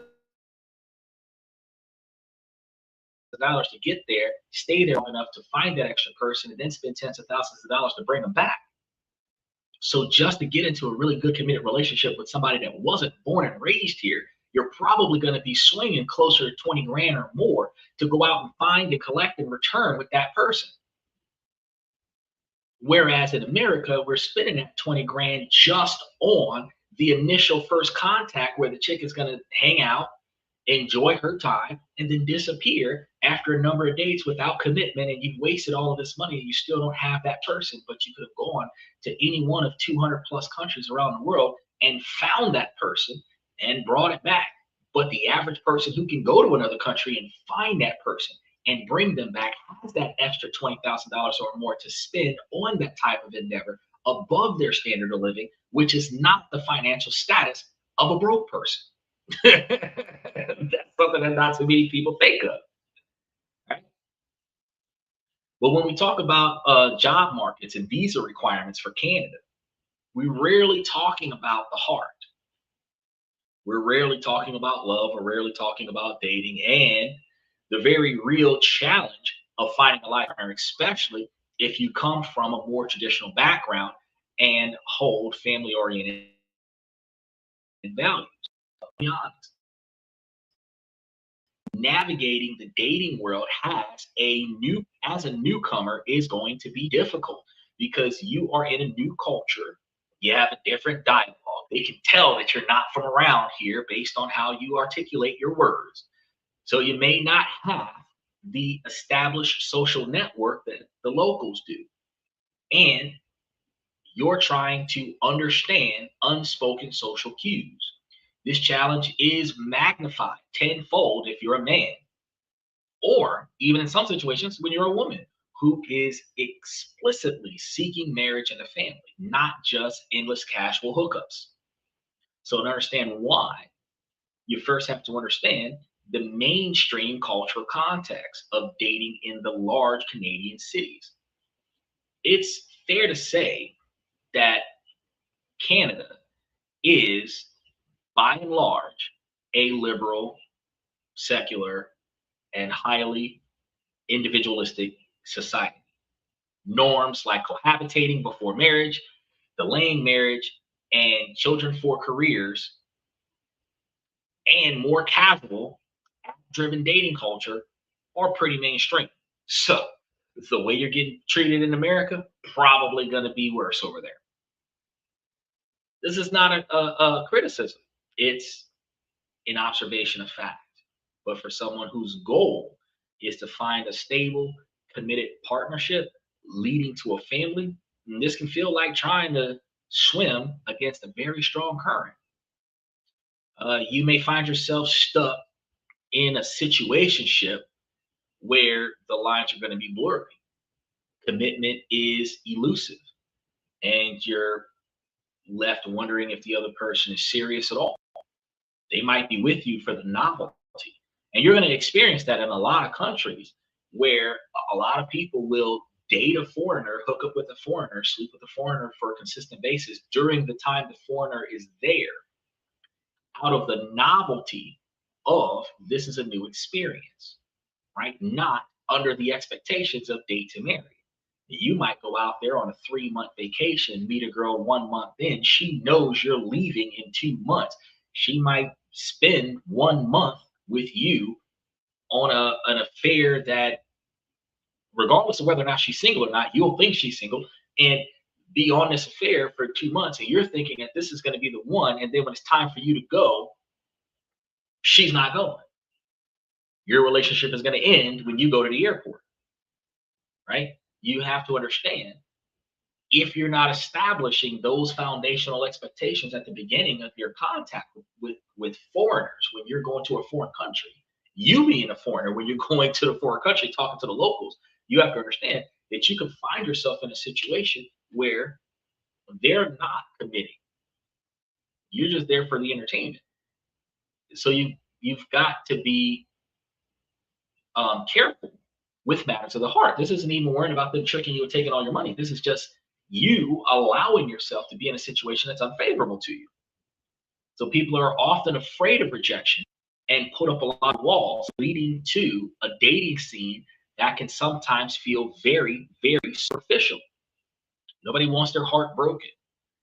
And a lot of people will push you away before you get a chance to hurt them, to prevent themselves from being in a negative experience as a fallout. And this is where so many newcomers are going to hit the wall. They arrive full of hope, and a few years in, They have all the good jobs and decent apartments, but they're profoundly lonely, right? They're going to feel that they are on different wavelengths from other people. They're not meeting the ones that they want to look at. So the very value that they prize, which is family, long-term commitments, clearly defined courtships, can feel out of place in mainstream dating pools if you go there. So where's going to be a solution here? Let's talk about that in just a second. Ah, Steven says, I do plan on. So the way he words that is that he's willing to get into that hookup culture and potentially pick up some individuals. Now, I'm just gonna point out, Stephen, while you're out there hunting for beavers, okay. First of all, recognize that there are a lot of Canadians that are disliking Americans because of the decisions of Donald Trump. So if you go to Canada and you're hooking up with other people, I would recommend that outside of situations that requires your passport, that you not spend a lot of time talking about I'm from America. Yeah, I'm a passport bro, or I travel the world or something like that might be a good thing to say. Since you're only out there for the hookup and you're not there for long-term companionship and commitment, you don't have to really give them your genuine place of origin. But for the most part, that you sound like an American. They're probably gonna just assume that you're American. But ooh, I'm an American, especially right now during soccer season. uh, because I think Canada's going up against some people this week for soccer. You should definitely be careful with your ability to get out there and connect with a Canadian where they may have unresolved bias for Americans just because you're an American, right? You can be handsome, but they will turn you away like a bad zodiac sign because you're an American, right? And then you might win over some of them if you're wearing like the Canadian sports teams and go local team kind of thing. But if you're there and you're like USA American flag all over yourself and everything like that, you might also find yourself ostracized on that fact as well. So it really you got to be careful with what you're doing out there socially, right? But I mean, does this mean that if you're family oriented person that you're doomed to be alone in Canada? Absolutely not. It does mean that you cannot use the same strategy as everybody else though. So the solution is not to cast a wider net. It's going to be to fish in an entirely different pond.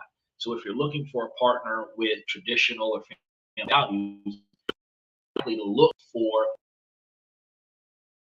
a subculture in Canada, not the default culture. So if you go to some of the default cultures, you're going to get some of the default bias behaviors. You're going to get some of the default standardized results. So these subcultures are going to be very real and accessible, but you're typically finding them through communities, not just by swiping on an app. So here's where you're more likely to find the like-minded people. So if you're looking for faith communities, this is going to be perhaps the most significant one, whether it's a church, a mosque, a synagogue, or a temple. Religious communities are going to be one of the last bases of community-centered, value-based relationship building. Now, these are going to be the environments where shared values about family and commitment are often the norm, not the expectation. So people within these communities are often explicitly looking for partners to build a life with. And if you have a faith background, um, reconnecting with it upon arriving in Canada can be the single most effective way to meet people who share your core life goals. Now, immigrant communities, this is going to be for you, Stephen. People naturally seeking out others who understand their journey. Immigrant communities from more traditional cultures often carry their family centered norms with them to Canada. So, attending cultural events, joining community associations, or even just frequenting businesses in neighborhoods with a huge concentration of people from your home country can lead to organic connections. So if you're going to Canada and you find a place that has a lot of Americans in there, you might find you an American to hook up with. The unspoken assumption is often that dating is for the purpose of marriage, which can be a refreshing change. Smaller cities and suburbs, while not guaranteed, the social dynamic in smaller cities and suburbs can be different from the hyper individualistic, fast paced dating scenes of the metropolis. So, in these places, community and reputation can still matter. People may be more interconnected, leading to a social fabric that is less transient and more conducive to forming lasting bonds. So, hobby and interest based groups offline specifically is a very powerful, underutilized strategy. You joining a hiking club or a book club or a volunteer organization creates a natural, low pressure environment to meet people. And ultimately, if you're really good at what you do, wherever you are, typically the women come up and take interest in you because you're outperforming them. What do women want? Hypergamy theory, a man that does it better than her.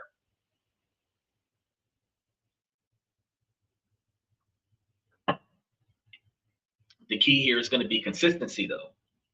You're not just showing up once, you're becoming a regular face. And this allows friendships to develop organically, which is often the best foundation for a romantic relationship.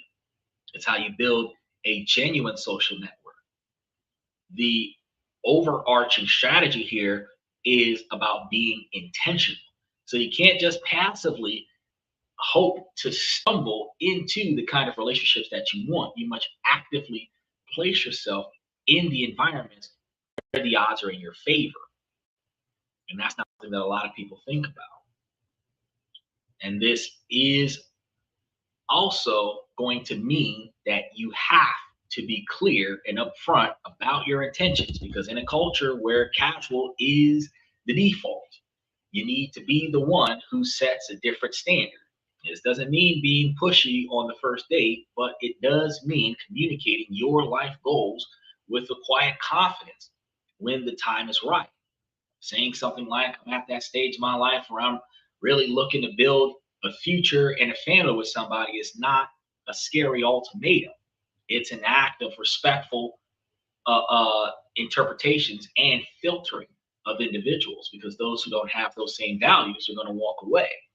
Likewise, I'm only here for the weekend, looking to have a good time with whoever I meet, could indicate no commitment, no strings attached, and no future goals with this person. And if they're interested in that particular type of endeavor, you've got the right person. Now, granted, you might have to try the quagmire approach since you're only going to be there for the weekend. And I know that a lot of people aren't aware of the quagmire's approach, but the quagmire's approach is a numbers game.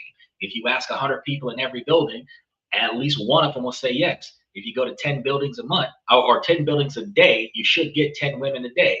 Out of 10 women a day, you should have 10 dates at least in the week. And out of 10 dates in a week, you should be able to hook up with at least 5, which means you should have one person every day that you're there. So if you're there for 3 days, numbers game, you should get a no from 99 girls each time you get a yes. And you should get at least one hookup out of every 200 girls that you got scouts. 2 dates, 1 overnight stay. Ah, that's the quagmire approach, the numbers game. You don't take rejection to heart. You just like on to the next one.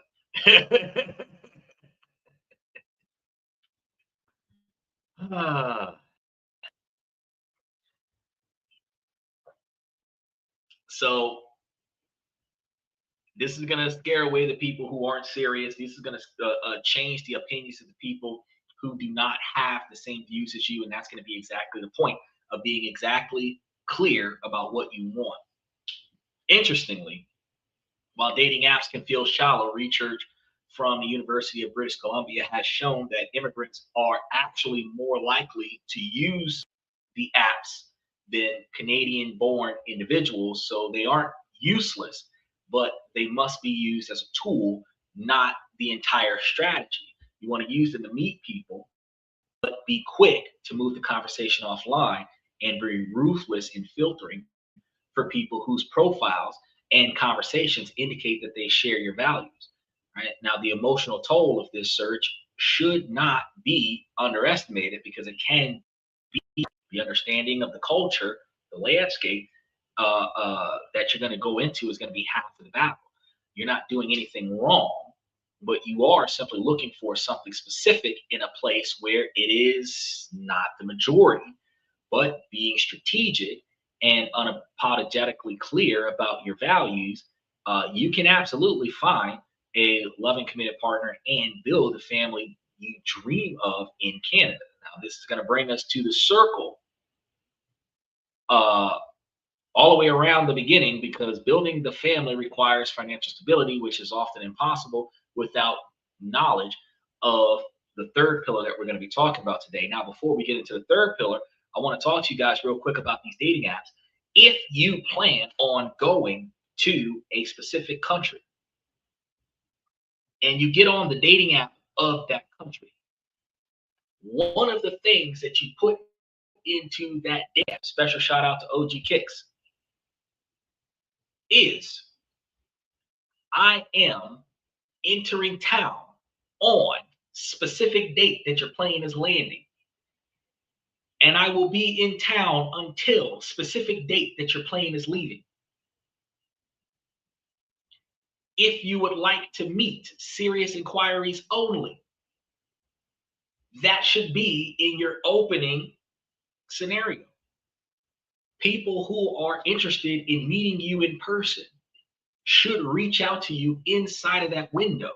Your profile should be hot inside of that window because anybody who's looking to date or hook up with a foreigner while the foreigner is in town, you can be specific and say, Stephen, you can be specific and say, here for a good time, nothing serious, no long-term commitments, blah, blah, blah, blah, blah, serious inquiries only. And then the women that are only looking to hook up with a foreigner while he's in town will hit you up. And out of those individuals, the first thing you're trying to say is, well, hey, how you doing? Where do you want to meet up? I'm touching down by such and such airport. I can meet you by such and such location. If they're not interested in meeting you, it's like, well, I'm only going to be here for a few days. So if you want to meet up, I'll let me know and I'll talk to you then, and then move on to the next profile. And by the time you finish weeding through, you should have at least one person out the weekend that's going to meet up with you in person. And that might turn into something extra.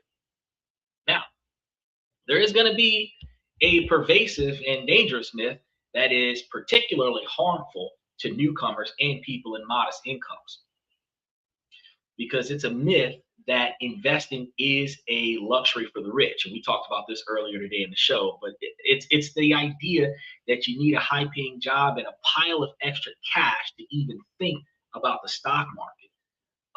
The myth is a trap. It keeps people who need to build wealth the most sitting on the sidelines. The people who need to build wealth are supposed to be the people who are investing in their wealth more often than the people who already have wealth.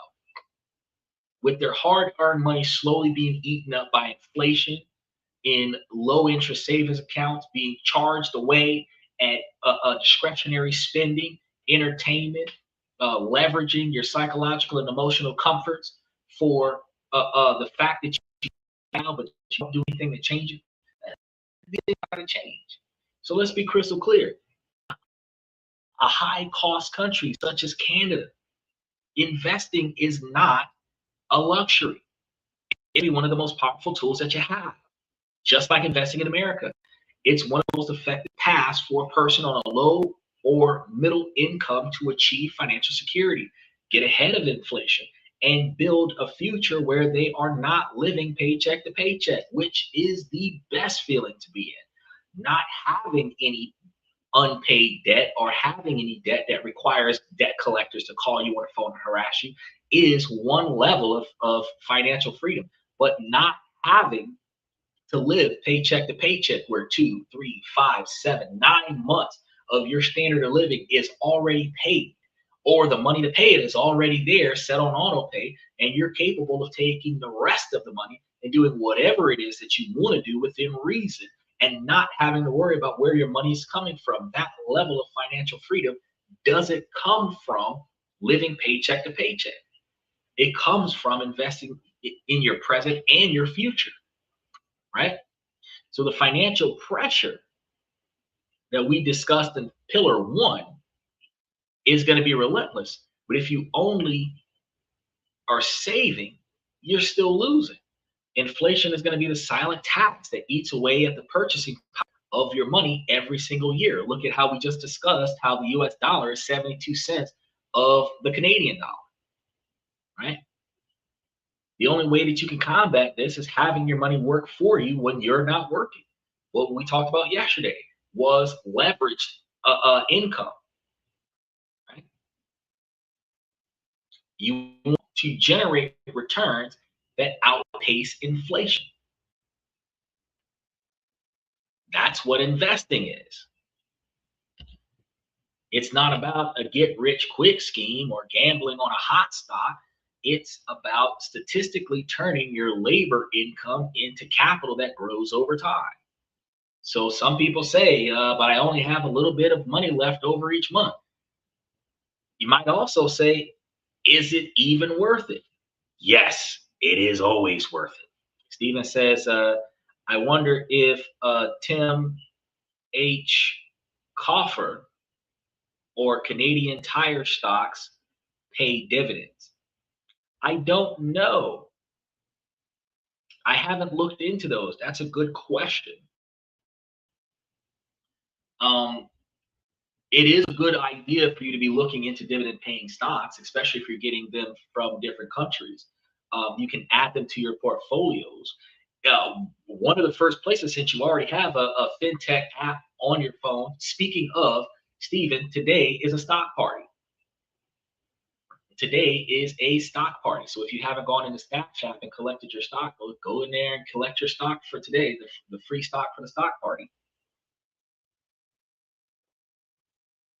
But then while you're in there, if you type in Tim Coffee or Canadian Tire, if there is an ETF for it, it'll show you that particular company. You click on it, it'll show you the history of the company, and it'll show you, as you scroll down, the cost per share and the dividend distribution, percentage yield, and the last payout amount. And that's what you're looking for, is the last payout amount. If there was a dividend distributed either last month or 2 months ago or whatever the case may be. Yeah, you spelled it right the first time. It says Tim H. Coffee, Coffee. Well, I mean, it's got one E, but I know that it's coffee. But if it pays dividends and you're interested in it, grab it. Grab it. I encourage for people who are starting out building a brokerage account to primarily lean towards dividend paying stocks first and then rebalance into growth stocks.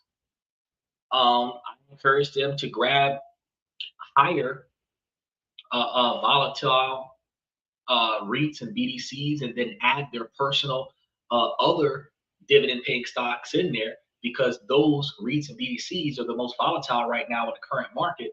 their prices stay low while we stay at war, and you can get more shares per stock than what you would have gotten before the war, than what you would have gotten this time last year. They're 50% of the value of what they were this time last year. And I think they're probably 75% less than what they were 2 years ago.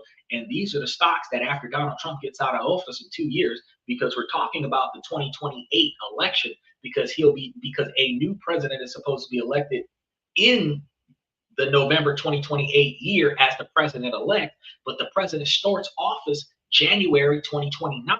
So in 2029, we're in 2026, 3 years from now, if we have a completely different president or if we have a completely different political party running as president, the market's going to be completely different. And if the market improves because we have a different president, because we have less volatility, then we will be in a situation where all the stocks that we're buying in right now over the next 3 years is going to go up in value in 3 years. So you want to buy into all of the ones that are sucking right now, all of the undervalued stocks that are sucking right now, and they're not sucking as dividend payers, they're sucking as share value.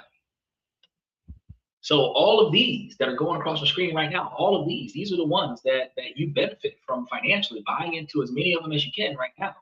The 17 that I gave you guys in the portfolio that's in the membership that you benefit from right now, buy as much of them as you can. And then when the market shifts in 3 years, you're going to see all of those stocks go up, and you're going to experience the growth of the share value and the dividend distribution from those same stocks, which allows for you to make a shit ton more money. So if you want to buy coffee, if you want to buy Canadian Tire, go ahead and grab that. I do want to remind you though, once you start exceeding 20 different stock options, you start stretching your portfolio beyond volatility.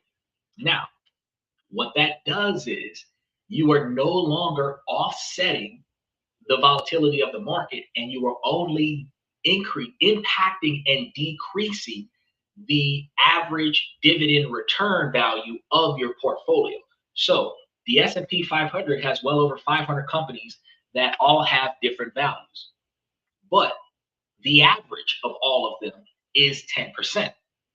When you start getting to 20, 25, 30, 35 stocks, you start getting close to that 10% average, no matter what you do, unless you put like 60, a handful of stocks that's doing 20% return, right? But the dynamic is that if you did get the 54 stocks and you did go heavy on REITs and BDCs to keep you at that 50% return, and then you rebalanced against all the rest of the stocks, you would still be averaging something close to 12 to 15% return on investment. And all of the companies that you have that are pre-taxed stocks that won't have you paying tax out on the back end might benefit you a little bit on your portfolio. The fact is that your annual return on dividends is going to be lower than what it would be on selecting a specific 16, 17, 18, not more than 20 stocks that you want to have that are giving you the most return and the most growth on your investment. So you just want to take a look at which ones you grab. You don't have to grab the ones that I tell you to grab, but the ones that I tell you makes the most logical sense under the current conditions, because they've already tanked in value price-wise. They're not tanking in value dividends-wise. They're not slashing values every month. The share value is staying the same. But these are the same stocks that were 10, 15 years ago, almost $30, $40 a share, are now $2 and $3 a share. And when the market reverts, it's going to go back. And when it does go back, you're going to experience the growth. You get something that's on its way up. If you get something that's on its way up, even in Canada, it's got to go down at some point. If you get something that's already been going down and kind of cratering towards the bottom, that's something that you want to dive into, because that one will go up eventually. It's not going out, it's going up, right? So the ones that I got going across the screen right now, lowest they've been in years. The share price, not the dividend payout, right?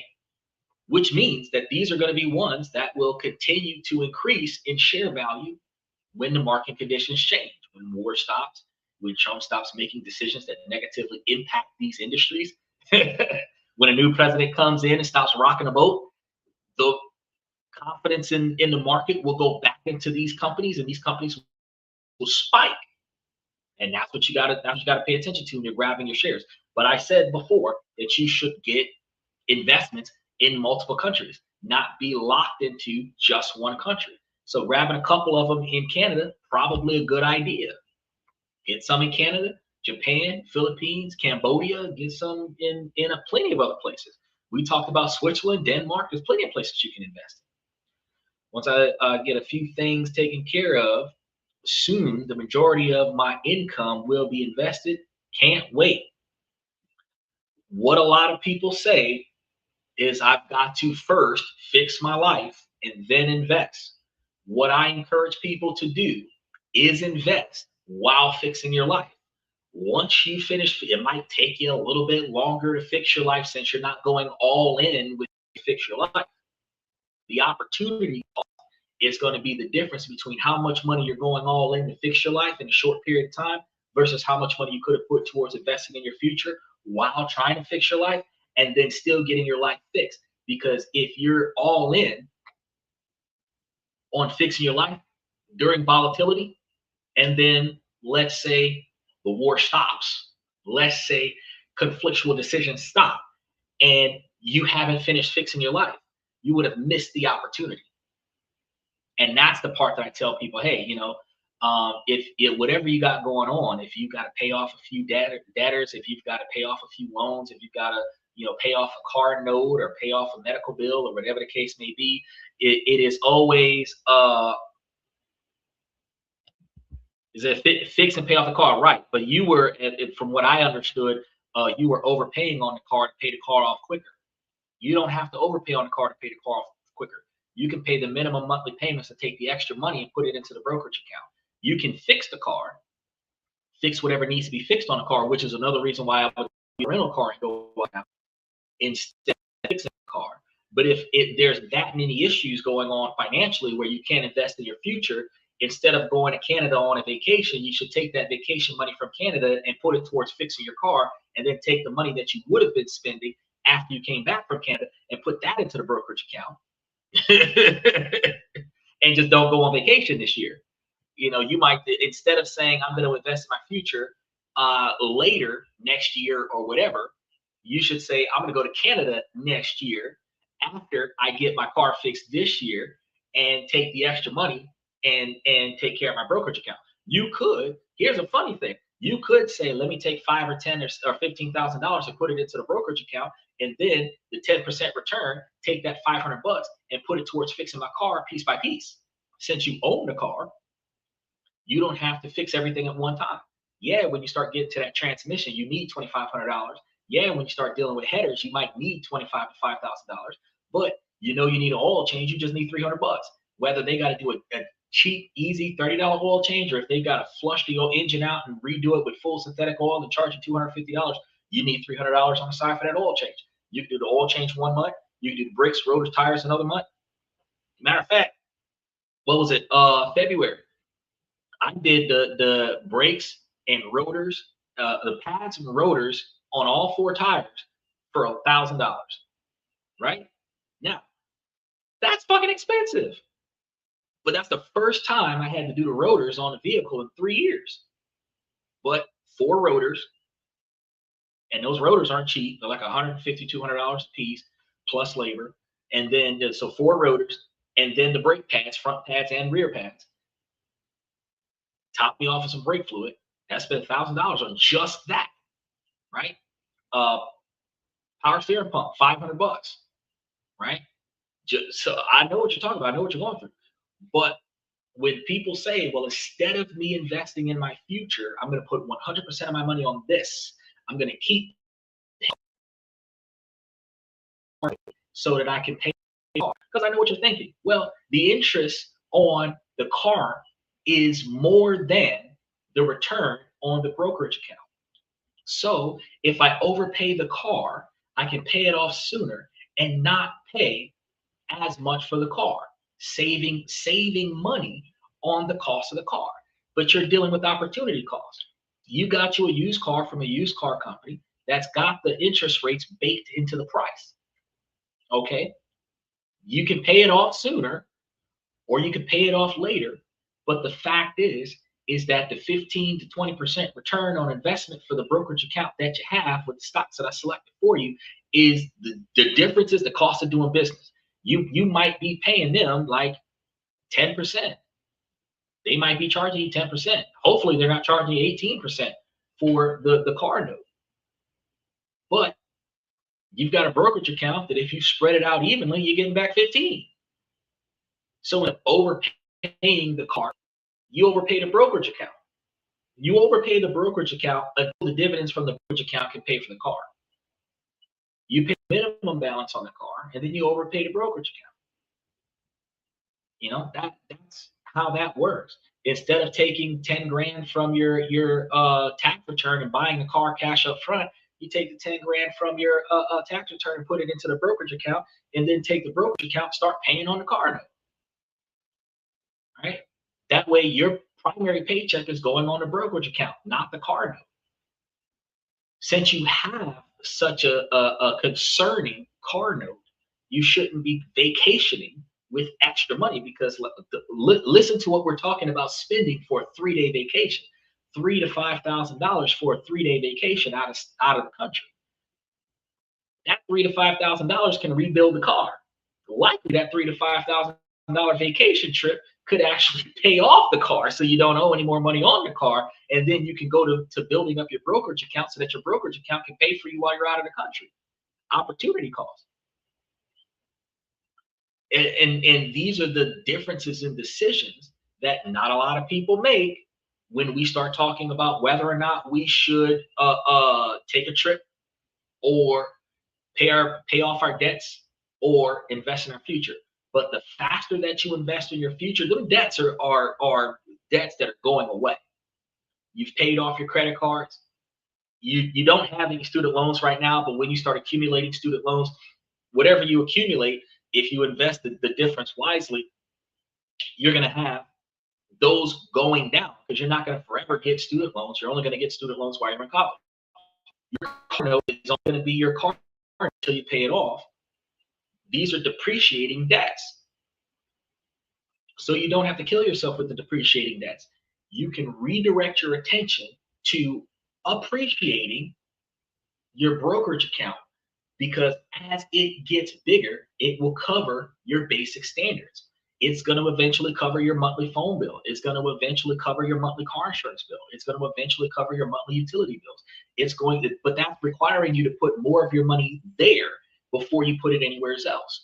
A lot of times, once you finish paying off your credit cards, a lot of people say, oh, well, I'm going to pay off my credit cards and I'm not going to use them. I strongly believe that since you make more money than you spend now, if you had the money in cash to put on those bills, you should have charged those bills to the credit cards to show usage, and then pay the credit card down 5 days before the credit card rolls over. But what does that do?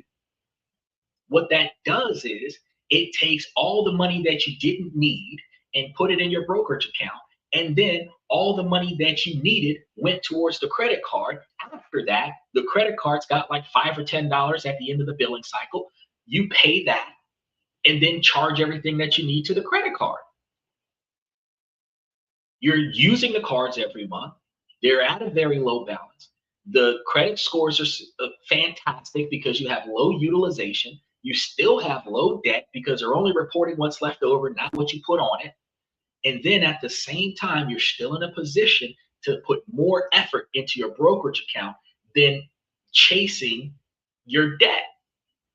So you got a car note, and you really got to ask yourself, because the car note is going to be once a month payments. Are they going to charge me a convenience fee to pay the car note with a credit card? If they're not going to charge you a convenience fee with paying a car note with a credit card, put the car note on a credit card. Right now, if they're going to charge you a convenience fee to put the car note on the credit card, you might say, "Now let me just pay that one in cash." But everything else, you've got like a convenience fee for like $1.50 for the water bill. Okay, cool. So instead of me paying that once a month, where I'm paying $13 or $14 for 12 different months of payments, let me just pay that water bill for 5 months and only pay that $1.50 one time. The convenience fee only hurts if I'm doing it every month. It doesn't hurt if I do it once every 6 months. Now I'm only paying like $3 a year for the convenience of charging the entire year onto my credit card, and then I pay the credit card bill for 6 to 9 months. Because these are revolving bills from services used, and I've overpaid on the service, so they owe me service that I haven't used yet. That is a security blanket. And if you build your life around that type of model, all of your bills are paid for 3, 6, 9 months. You're going to spend, you said 3 days. Instead, you might spend 30 days because your bills aren't due until 90 days after you get back. Which means you can take as much as you need to go out there because you don't need nothing when you come back. But it is exciting to feel that feeling that no longer do you not have a plan.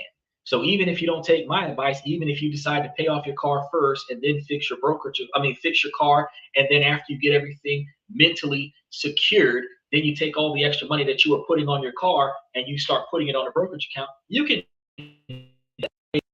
go. It's just that right now, the volatility of the market is in a place that it's never been before. And there's no reason why you should miss that because you're afraid of not paying off your car soon enough. There's no contract with a buy here, pay here place that is going to say that if you don't pay the car by this particular time, I'm going to take the car.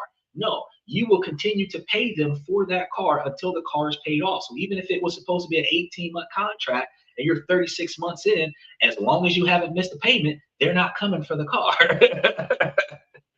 Because I don't want them to get that interest out of me on the car note no more. I want to pay it off quickly before I move. I still invest. Well, I understand that, but see that's why I'm explaining it to you. It's the cost of doing business. It's the cost of doing business. If you're afraid of how much they're going to benefit from your money, you're not benefiting yourself. Because when you give your utility companies 3, 6, 9 months advance payment, that's peace of mind money. You've already paid them for a service you never got, but you're going to get that service. The difference is now you don't have to worry about how you're going to pay them. But if you pay the car note, whatever you need to pay the car note, you take the rest of the money and put it into the brokerage account, you are building not only a financial blanket because you can forever cash out on your brokerage account and take care of financial expenses that you did not know you needed, but you also are generating a larger income that can help you pay off the car. You can generate a larger income that can help you pay for other things that you wasn't expecting to have to pay for, or rebalance your budget where you have a second income coming from your brokerage account. Your brokerage account gets big enough to where you don't have to invest in your brokerage account. You can just reinvest with what's already in your brokerage account. Because instead of taking $500 out and putting $500 in, you just put $500 less in and rebalance the $500 of dividends, and you're still building the brokerage account at the same pace that you was building a brokerage account when you was putting in that extra $500. I'm not saying that you're wrong for wanting to pay your car off as soon as possible. I had that with one of my cars where, I had bought the car. I'm supposed to be giving them like $250 bi-weekly, which is $500 a month for the car. Some people might think, God damn, that's a lot of money for a used car. Yeah, it was, especially since the transmission dropped on that bitch. But what I told you guys, that same place sold me a second car for $2,000 less than what they were originally selling it for. I got that car for $4,000. I'm still paying the bi-weekly payments on the first car that I got. Second car cash up front, driving both cars with no problem. I still have both cars. I paid off the second car. I actually held the second car on the regular payments for about 3 months longer than the contract was originally designed for. but I paid both cars off. Well, I paid the second car off instead of overpaying on the car notes. Because when I first got the car, I was like, oh yeah, I'm doubling down on the payments. I should have this car paid off in 12 months. But then when the car broke, I was like, you know what? Fuck it. I'm gonna give him the bare minimum because I'm not gonna give him the car back and I'm under contract. I'm gonna give him the bare minimum and I'm just gonna take care of it till I take care of it. Right?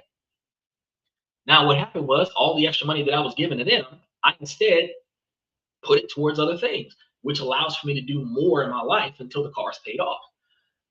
Worrying about how much, because this is the mentality that you got to think about, Steve. Everybody's got to eat. And that's why we identify it as a cost to doing business. The car gets you to and from work. The car gets you where you need to go to get money.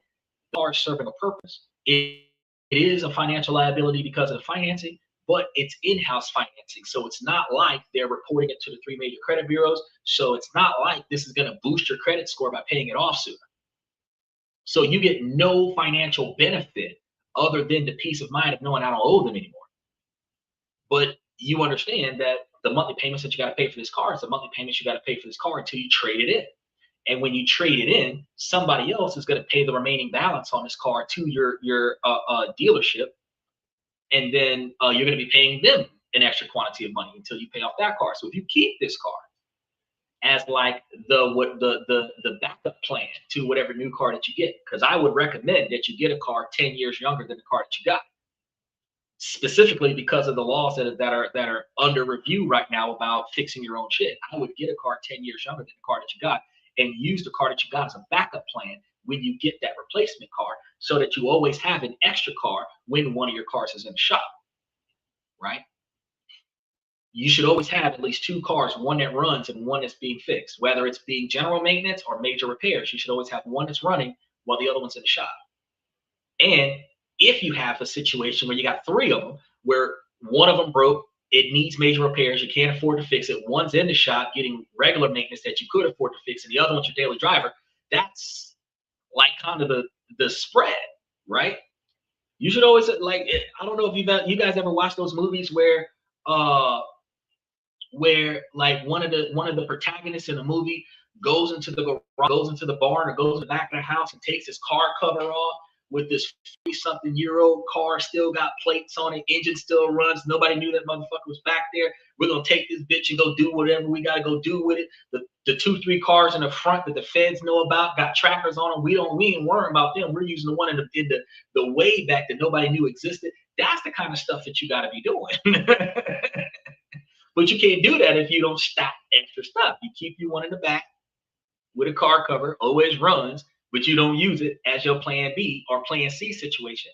Your plan A is your daily driver. Your plan B is your backup plan, but you always got extra just in case. Is y'all never traded in riding until the wheels fall off, want a second car. That's what I'm trying to tell you. So if that's the case, you're always going to keep this car. There's no point in overpaying on a car. Matter of fact, overpaying on a car is preventing you from fixing a car. If you pay the bare minimum every month of what you owe on a car, and then take the extra money that you was on a car and put that maintenance on a car, you can improve the mechanical condition of the car. And then the extra money you was going to pay on overpaying on mechanical improvements, put that in the brokerage account. Either way, right now, the market is in the most volatile position it's been in 20 years. Stocks are at their lowest. Dividends are not being slashed. The uncertainty of conflict with geopolitical trades has everybody running to silver and gold. So when the conflict subsides, that is when everybody is going to run back. Now is not the time. Let me get all my debts up before I invest in the market, because this is the only time during you and my lifetime where this shit benefits broke folks. We need to get in there right now and get as much of it as we can. And then after the volatility is over, then we can go and overpay on debt. Because if you lock in those 20, 22, 25% return on investment interest stocks that's sitting there right now, you will forever get that return on investment over the next 20 years. So if you have to pay that car for another year and a half, doesn't matter. But it might not be this type of volatility in the market for another year and a half. And the longer that you wait to get in it, the likelihood increases that you miss it because you're trying to pay off the car first. I don't agree with this particular method, but student loan, pay off the car. You've got student grant money returned on investment for the fall term. Pay off the car. You could pay off the car with the grant money and put student loan money into the brokerage. You could pay the car bare minimum every month till your fall term, and then take some of the return money from your grant full ride scholarship and put that on paying off the car, because that's free money. And then take the rest of the money and put it into the brokerage account. There's so many different ways that you can resolve this situation where you can right now today maintain the bare minimum and take everything extra and put it into the brokerage account, where you do not need to miss out on the benefits of the current volatility of the market and still be able to accomplish paying your car off before December. You don't have to miss the next 4 months worth of very, very beneficial stock prices to say that by the return happening on, I think, September of 2026, the return after, because you got,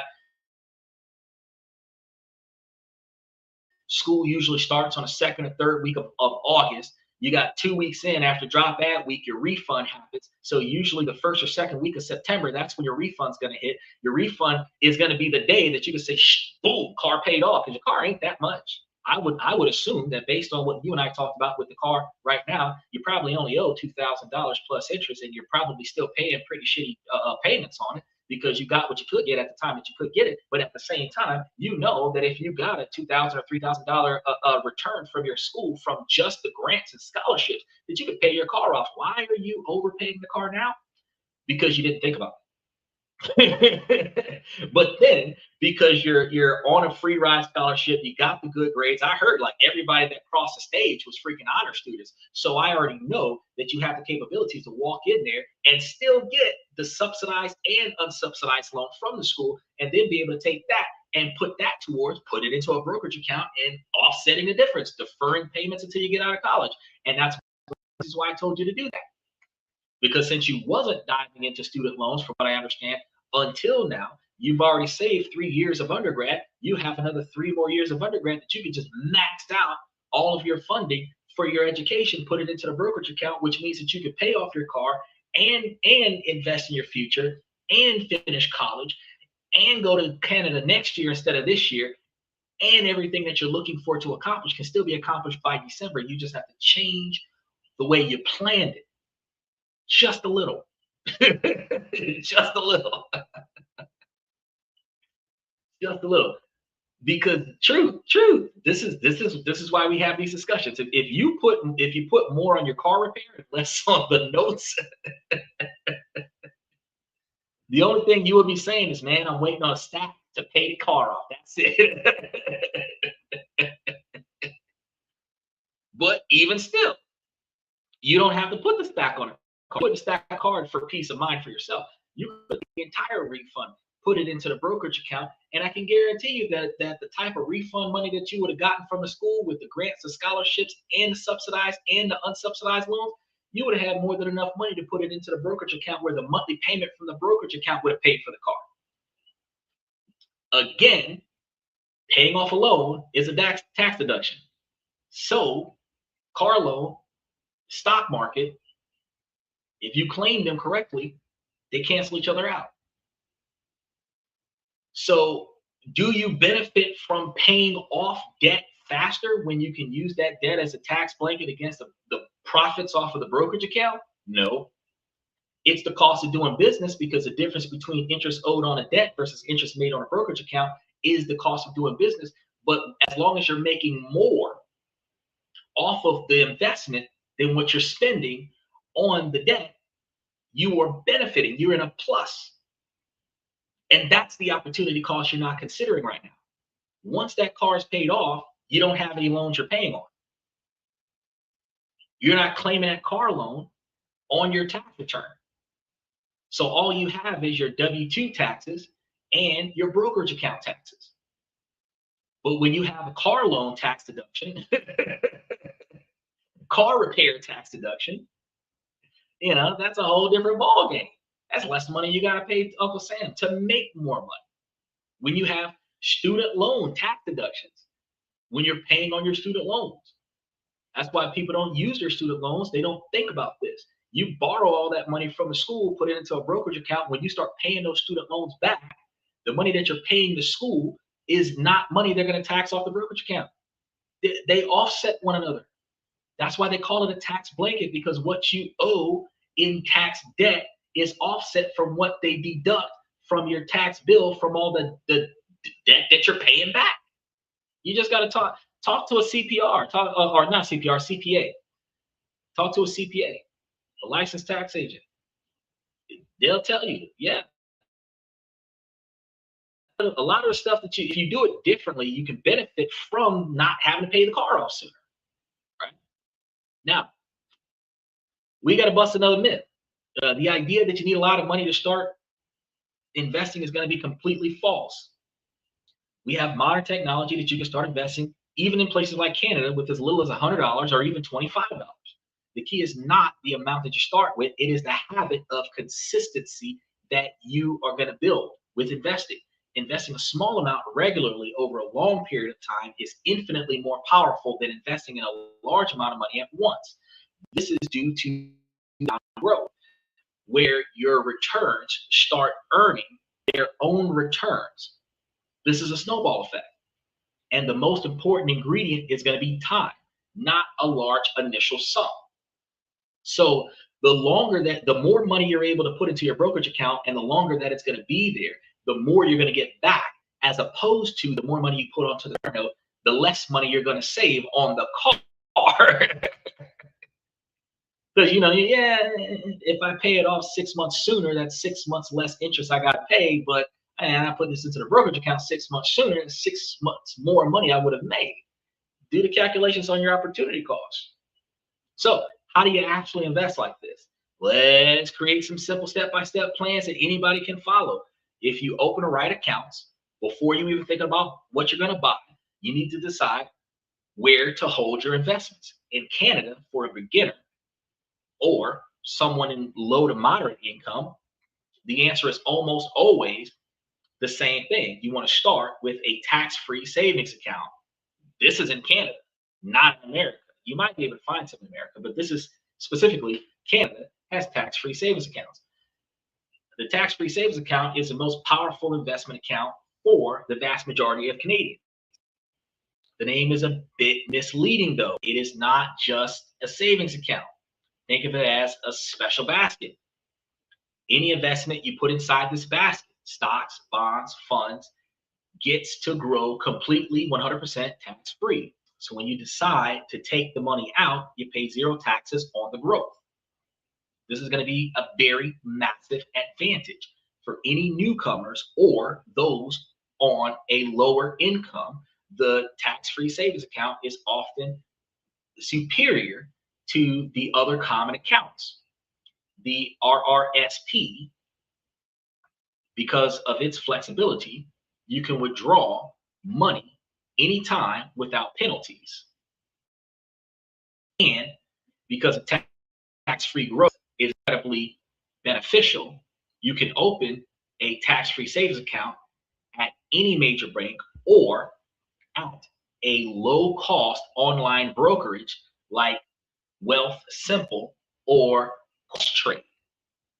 So you're going to Canada, you can use Wealth Simple or Quest Trade to open yourself a tax-free account in Canada. Not too many people knew that shit existed. That might be a smart move if you were calling yourself trying to build yourself a trust and you open one of those tax-free accounts for the trust in Canada. You got to start looking at cross-country laws, because if you have a property in America that is under the ownership of a trust in Canada, which country is going to have jurisdiction over the property versus the assets, and how the capitals would be released if somebody tried to take litigation and dismantle your trust. You've got to prepare for how that works out. But step number 2, simple low-cost investment.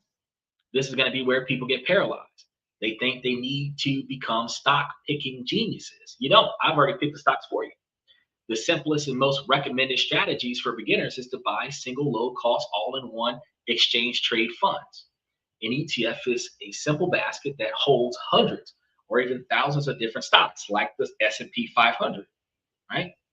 Instead of trying to pick one winning company or, follow the list, because I picked 54, a tiny piece of the entire market, which gives you instant diversification, so you don't have to think about which individual companies that you need to grab. But there are amazing all-in-one ETFs in Canada that do all of the work for you. Funds like XEQT, VEQT, or ZGRO. I'm going to try to grab these and put these into the thing for you. These are all tickers for ETFs that are all-in-one style ETFs that you guys can benefit from in Canada. These are all designed to be complete globally in a single purchase. And you are investing everywhere. Now, the best part is they're extremely low fees, often around 0.2%, which is 20%. And it is 10 times cheaper than the typical bank's mutual fund that charges exactly 2%. So actually, I said 0.2%, which is like 2 cents on the dollar, as opposed to, or no, 0.2% is like 2 cents on $10. That's probably that'd be a better distribution of it. It's like 2 cents on $10, as opposed to the 2% that you get from mutual funds. So each of the ETFs has a significantly different recipe, which different mixes of stocks and bonds benefit you so that you can pick one of them that matches your own comfort levels of risk. 3, you want to automate your contributions. This is going to be the secret to all wealth building. You don't want to rely on your own personal willpower to invest whatever's left over at the end of every month, which is one of the reasons why I continue to encourage you to put a lot of your standard bills on your credit card so that you can motivate yourself to take more cash and put it into your brokerage account, and then take your next paycheck and put it on the credit cards to pay the credit cards down, so that the credit cards are still at zero at the end of every billing cycle. Because when you find yourself with an extra $750 out of your monthly income that you don't have any place to definitely allocate it to because all your bills are paid for, you're easier and more likely to redirect that money to a brokerage account so that you can invest it somewhere to make money for you. And then when the next check comes in and you start paying down all of your credit cards to pay off your basic standard of living, you have zeroed out all of your debt, but you've put away $750. That's how you found your discretionary funds. Because if you paid all your bills off with your credit cards, you don't buy anything you don't need, and then you take the extra money and put it into the brokerage account. When you start paying off your credit cards, it's like, damn, I had an extra $750 last month. You have to pay yourself first. If you set up automatic transfers from your checking account into your tax-free savings account every single payday, it could be $100, it could be $50, whatever you can realistically afford without having to financially suffer until your next paycheck. Then you want to set up the automatic purchase of the chosen ETFs that you have. Without your investment, or within your investment account, you want to set up these investment options so that you don't have to worry about missing the investment windows. This is going to be one of those set it and forget it approaches that does 2 powerful things. It's going to ensure that you're investing consistently, whether you're thinking about it or not. And then it's going to help you take advantage of a strategy called dollar cost averaging. When the market is down, your fixed dollar amount buys more shares. When the market is up, it's going to buy fewer. Over time, this smooths out your purchase price and removes the temptation to time the market, which is always going to be a losing game for beginners. Step number 4, you want to avoid the trap as a beginner. So after you have a simple, effective plan, the final step is to know what you need to avoid. The path to ruin for low income investors is paved with the desire to get rich quick or pay off massive debt fast. You must avoid certain things like speculative bets. This includes chasing meme stocks that you see on social media like Trump coin and Dogecoin, or putting a significant portion of your money into highly volatile cryptocurrencies. We already seen how that went south. High interest debt. Before you invest aggressively, you have to have a plan to pay down the high interest debt like credit cards. That you need to put 100% extra money on credit cards, but you do need to have a plan to overpay the minimum balance on your credit cards to pay down your credit cards, because your credit cards typically has a majority of the monthly payment being interest, not actually the principal. So you do want to pay a little bit more than what they're asking for so that you can actually put a dent into the principal. Likewise, the car is a fixed amount, unlike the credit cards. The car has a basic amount that you paid, the compounded interest amount that they expected you to have over a period of time, and they divided that overall amount by the number of months they expected you to pay. So if they put you in a 24-year contract, or not a 24-year, 24-month contract, buy here, pay here.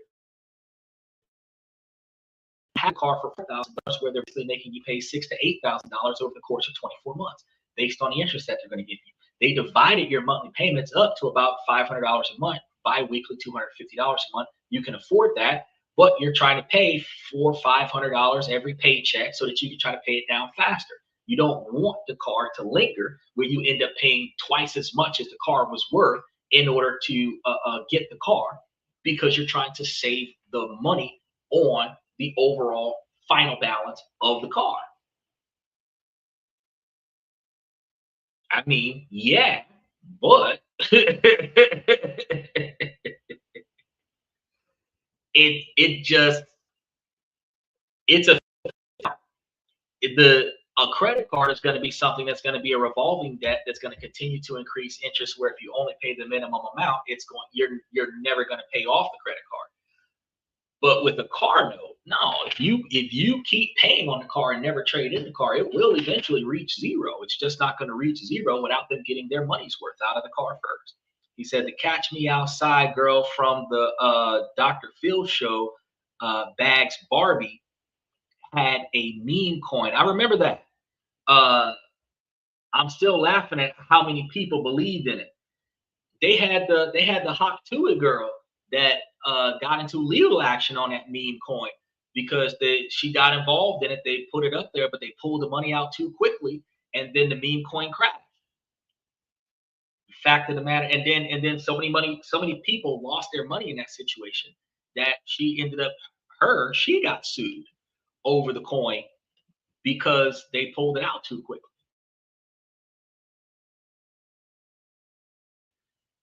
And it's going to be a area, right? And that's one of the reasons why I tell people, hey, you got to look at the difference between the two. Some of it you will have to chalk up as an opportunity cost of doing business kind of thing. And that's why I tell you, hey, instead of rushing that car note, put more money towards your savings. And the only reason why I keep encouraging that is because there's always another way. There's always another way, right? And that actually puts you in a position where you're making more now and spending more later. He says, as long as she can still Hawk to it, she will recover from it. After she gets out of prison, she's going to do a lot of Hawk to it in prison for free. And they're not even going to reduce her sentence.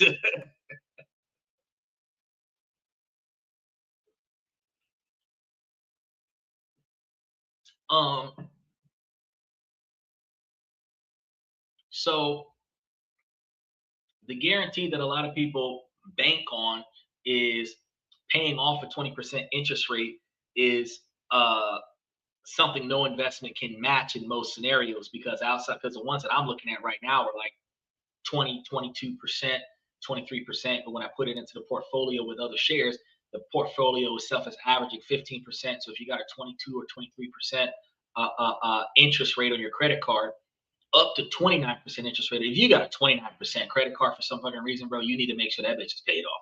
But the average is like 22% return interest on a credit card. And the brokerage account is doing like 15% on average from all of the 17 shares. You know, you're typically losing about 7% of your overall wealth while you're riding that debt versus building up your brokerage account. But that ultimately turns into the cost of doing business because that debt is lingering on a credit card while the extra cash is going towards fast building a brokerage account during a time when the market is very volatile. And that's the difference with the opportunity cost, because the 20%, 22, 23% return on investment on a brokerage account right now, that is the only time in history that it's been this way, in recent history at the very least, that it's been this way, is the opportunity that you're taking advantage of at the expense of the 7% difference of the loss on that particular debt. So if you got a car that's 18% return or 18% interest on the car note, yeah, you might be losing 3% in comparison to the profit you're getting off the brokerage account, but you're locking yourself into 20, 25, 30% return on investment, which you're not going to get after the car is paid off.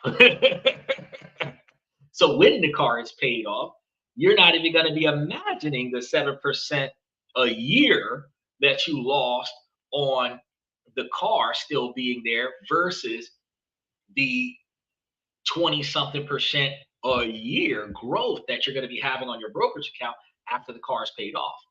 It's just, this is one of those long-term investment opportunities versus short-term gratifications. Now, panic selling is going to be another issue. The stock market goes down, it's down right now, and this is going to be the normal part of how things function. The biggest mistake beginners in the market drops, which actually locks in their losses. You must have the discipline to stay invested through the downturns. History has shown that markets always recover and go on to new highs. So certain stocks that used to be a certain price 30 years ago may very well go back to that same price within the next 30 years, but you are getting into it now at its lowest in history. And then when it starts rising, you will be benefiting from something everybody else missed out on. That's what I'm trying to get you to remember. Your passive income is going to come from the slow, steady compounding of your ETF investments. So over many years, this small, consistent habit can grow into a that provides real financial freedom, because the difference between other people's mentality with their brokerage accounts is that build up a certain quantity of assets and then sell a certain percentage of shares every year and live off of what you sold. Instead, you buy a massive brokerage account, you hold it, and you just live off the dividends.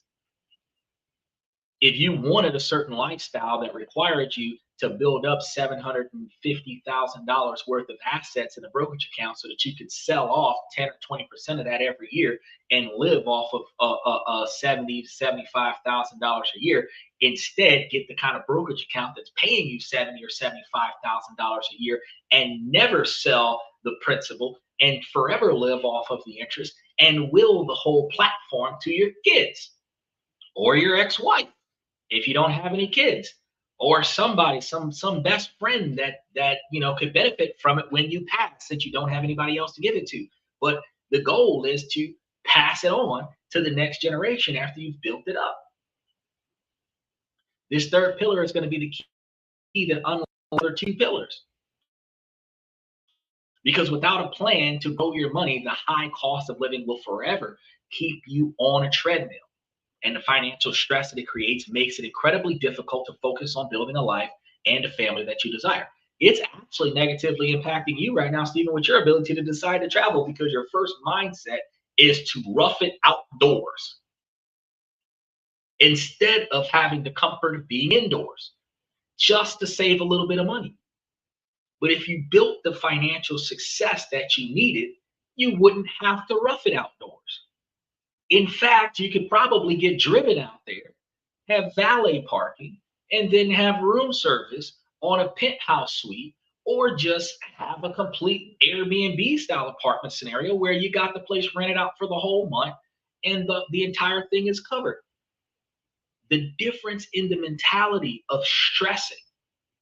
Because if you're roughing it in a car, now you're trying to find a bathroom overnight where places might be closed. You're snowed in.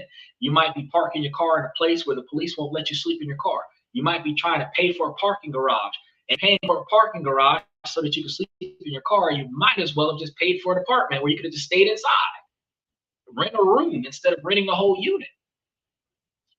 There's a lot of different ways to get you some peace of mind and do things in a less stressful position. But the struggle mentality is that I'm going to grind out the hardest way possible so that I can still get a little bit of a feeling of accomplishing something different without spending too much money. Yeah, you should put a pin in that operation and build you the stability to go out there in big time, right? By starting investing, even with a small amount, you are taking control. You are building your future when you are not just a renter in your life, you are owning your life, and you're doing it while reducing debt, because long term, your debt is going down while your brokerage account is going up. So you don't have to rush to cash out on everything, but you don't have to linger either. Now, we've covered a lot of ground, and it's been a dose of harsh realities. We've looked at the true cost of living that can shock you if you're unprepared. We've navigated the complex world of dating for those that are seeking a family. And we've busted some myths that investing is only for the wealthy and investing is only for people who've already paid off all of their debts. It's not true on either occasion. These three pillars that we gave you, those are the glossy brochures that are missing any of the information that I gave you today. They're leaving out all three of these pillars. Your financial reality, your personal relationship, your ability to build wealth, that's not in the brochures. The cheapest way to go with the least amount of money is the fantasy that's being sold, but the actual cost to get there and the actual cost to stay there is never documented in the brochure. The aftermath cost of your decision making is not put into the brochure. This is the lowest you're going to pay on any pamphlet, any brochure, any flyer, any commercial. Come live here. It's so cheap. Yeah, if you're willing to live cheaper than the locals. But if you have a standard of expectations that needs to be met, that price and your expectations are not the same. You have to make sure that you bring enough money to exceed your expectations, what you will tolerate and what you will not tolerate.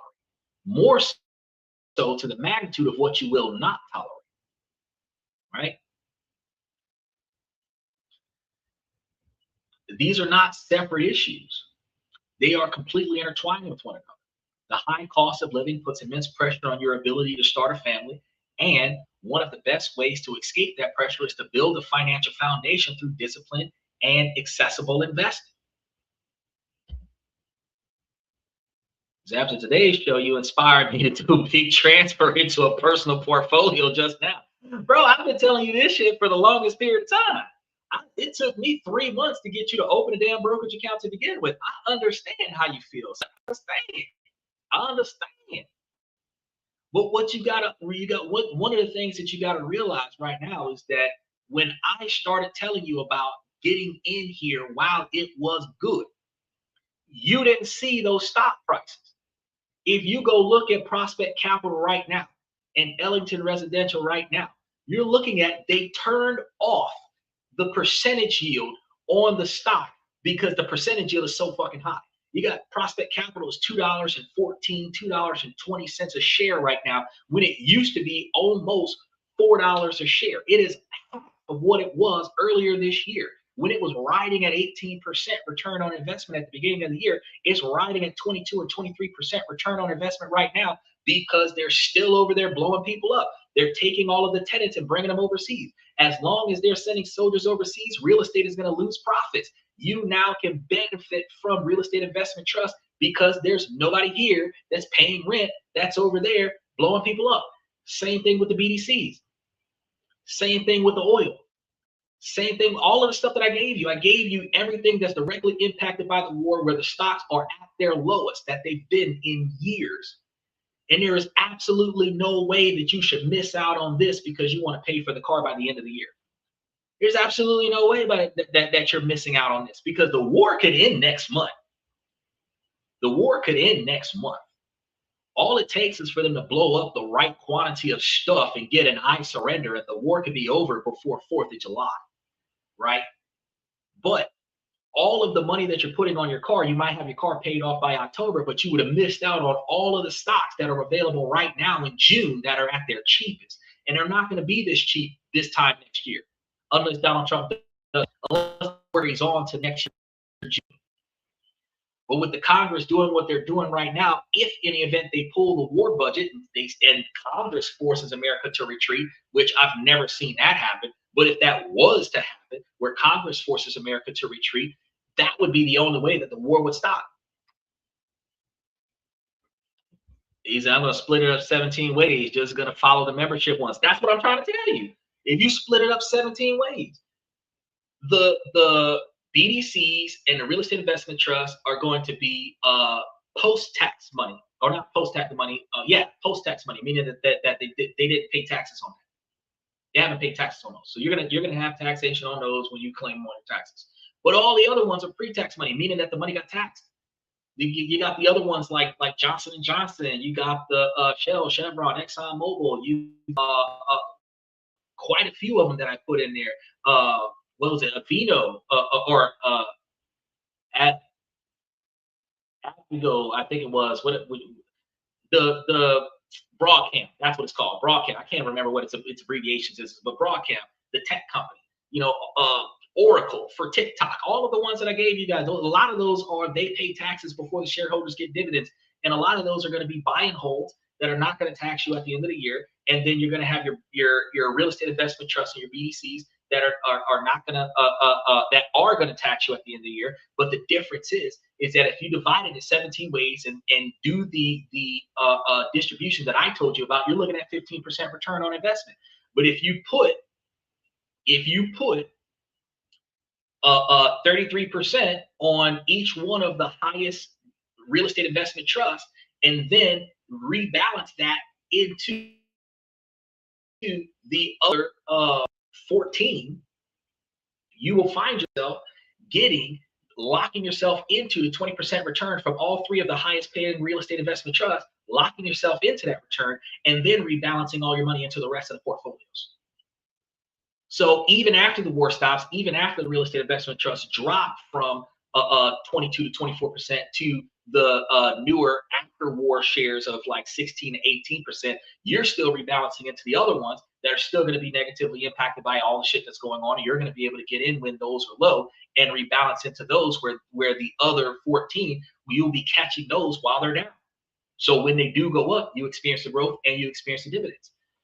And the fact is, like I told you before, you're going into your fall term. If you start applying for financial aid over the summer for the fall term, they're gonna grant you for that. You got the scholarships, you've got this, you've got that. You're already in the system, but you're still entitled to student loans. You're still entitled to subsidized student loans, which are student loans that don't charge you interest or payments until after you get out of college, and unsubsidized student loans that charges you interest but defers your payments until after you get out of college. You take out both the subsidized and the unsubsidized, and then whatever you don't put on your car, I would say, fuck it, I'll just pay the car out bare minimum and put all of that stuff on a brokerage account. And fuck, anything that I can pay on my credit card, I would just put all the money I got from the school in September, put all of it into the brokerage account.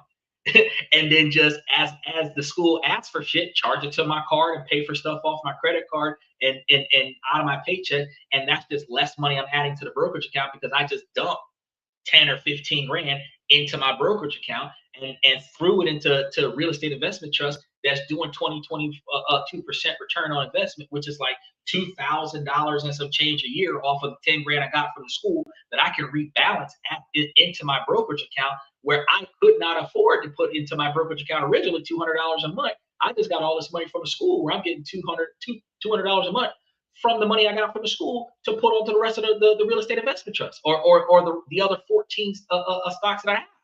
And then you're going to get that in the fall term. You're going to do it again in January because you're going to be doing the spring term. You're going to be getting your financial aid set up in December. You're going to be qualifying for that for January. Whatever you don't use in January, you're going to do the same thing in January. If you do summer term, you get a third paycheck in summer term. So that means you're looking at getting almost $10,000, $15,000 every 3 months for in your 4-year. Every 3 months, $10,000 to $15,000 after they finish paying for all your school stuff, books and all. You get a big ass refund on the 3rd week of college every semester. And that means that at 30 grand a year, you're putting into your brokerage account. You couldn't put 30 grand a year into your brokerage account if you were doing it out of your paycheck, but you put 30 grand a year into your brokerage account for your student loans. And then you can just pay that shit back when you get out of college. And then if you're putting away 30 grand a year and you're going to be in college for 3 years, he capped you at 200,000. He capped you at 200,000, and 30 grand a year for 4 years is 120,000. If you spent 4 years in your 4-year, you would be doing 120 out of 200,000. But if you had $120,000 worth of money in your brokerage account that you owe the school, even if you were giving them $1,000 a month, you would be making what? $12,000, $15,000, $18,000, $20,000 a year off of that brokerage account that you could clearly give to your loan company without a problem. And that $18,000 a year that you'd be giving to the student loans, which doesn't have to come out of your monthly paycheck, would ultimately be tax deducted because you're paying for your student loans. So you could have paid your car off, whatever, you own it. Your student loans are going to pay for themselves because they're working for you while you're in college. When you get out of college, you don't have debt. It's just line items on your tax form. The debt on your credit report doesn't hurt your portfolio when you have $120,000 worth of money in a brokerage account and $120,000 worth of student loans. That's zero. You still have a paycheck above that, which means you make more money than the total quantity of debt on your tax return. Total quantity of debt on your credit report, right? There's so many different ways that you could do this, right? But so many people teach themselves and they hear from the elders, you don't want to have any debt at all. No, you don't want to have bullshit debt. You don't want to have extra debt because you borrowed money to rent a center to put rims on your car. You don't want to have extra debt from the auto world who put a stereo system in your car. You don't want to have unnecessary debt on bullshit where you took out student loans so that you could pay your girlfriend's rent because she doesn't work enough to pay her own rent. That's the kind of stuff that you don't want to do. You don't want to have financial loss debt. But you're paying for that car to get to and from work. You're paying for that car to get to and from school. The car does work. Just give them the bare minimum. Give them what they're asking for. Fuck it. And then put the rest of the money somewhere else.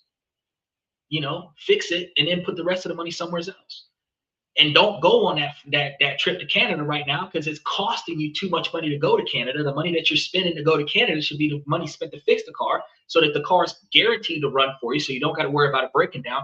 And whatever you didn't need to fix the car, put that in a brokerage account. The faster you build up your brokerage account, the quicker your brokerage account can pay for your standard of living. Once your brokerage account exceeds your standard of living, you got two choices at that moment. You can double down on your future by continuing to work and putting the money back into your brokerage account, or you can quit working and travel. If you double down, because you're 36, if you do this for 5 years, because it's going to take you at least 3 or 4 years to get out of college, but you did say something about going for a master's degree. It's going to be another 2 or 3 years for your master's degree, maybe even 4. You might spend a total of 8 more years in college. Years goes by. You got your bachelor's, you got your master's, you're done with college, and now you want to do something about it, but now you're 47. If you've been doing what I've been telling you for the last 10 years, you should have capped out on the 200 grand that Donald Trump is allowing everybody to get per year. And that 200 grand should be in a brokerage account. And that 200 grand should be getting about 15% interest, which should be giving you about $30,000 a year, right? Every year, plus whatever you're making on your job, which if you're making $40,000 a year, that means you're now making $70,000 a year, right? Every year. So when you get out of college, you can easily take 20 grand and put it on your student loans every year.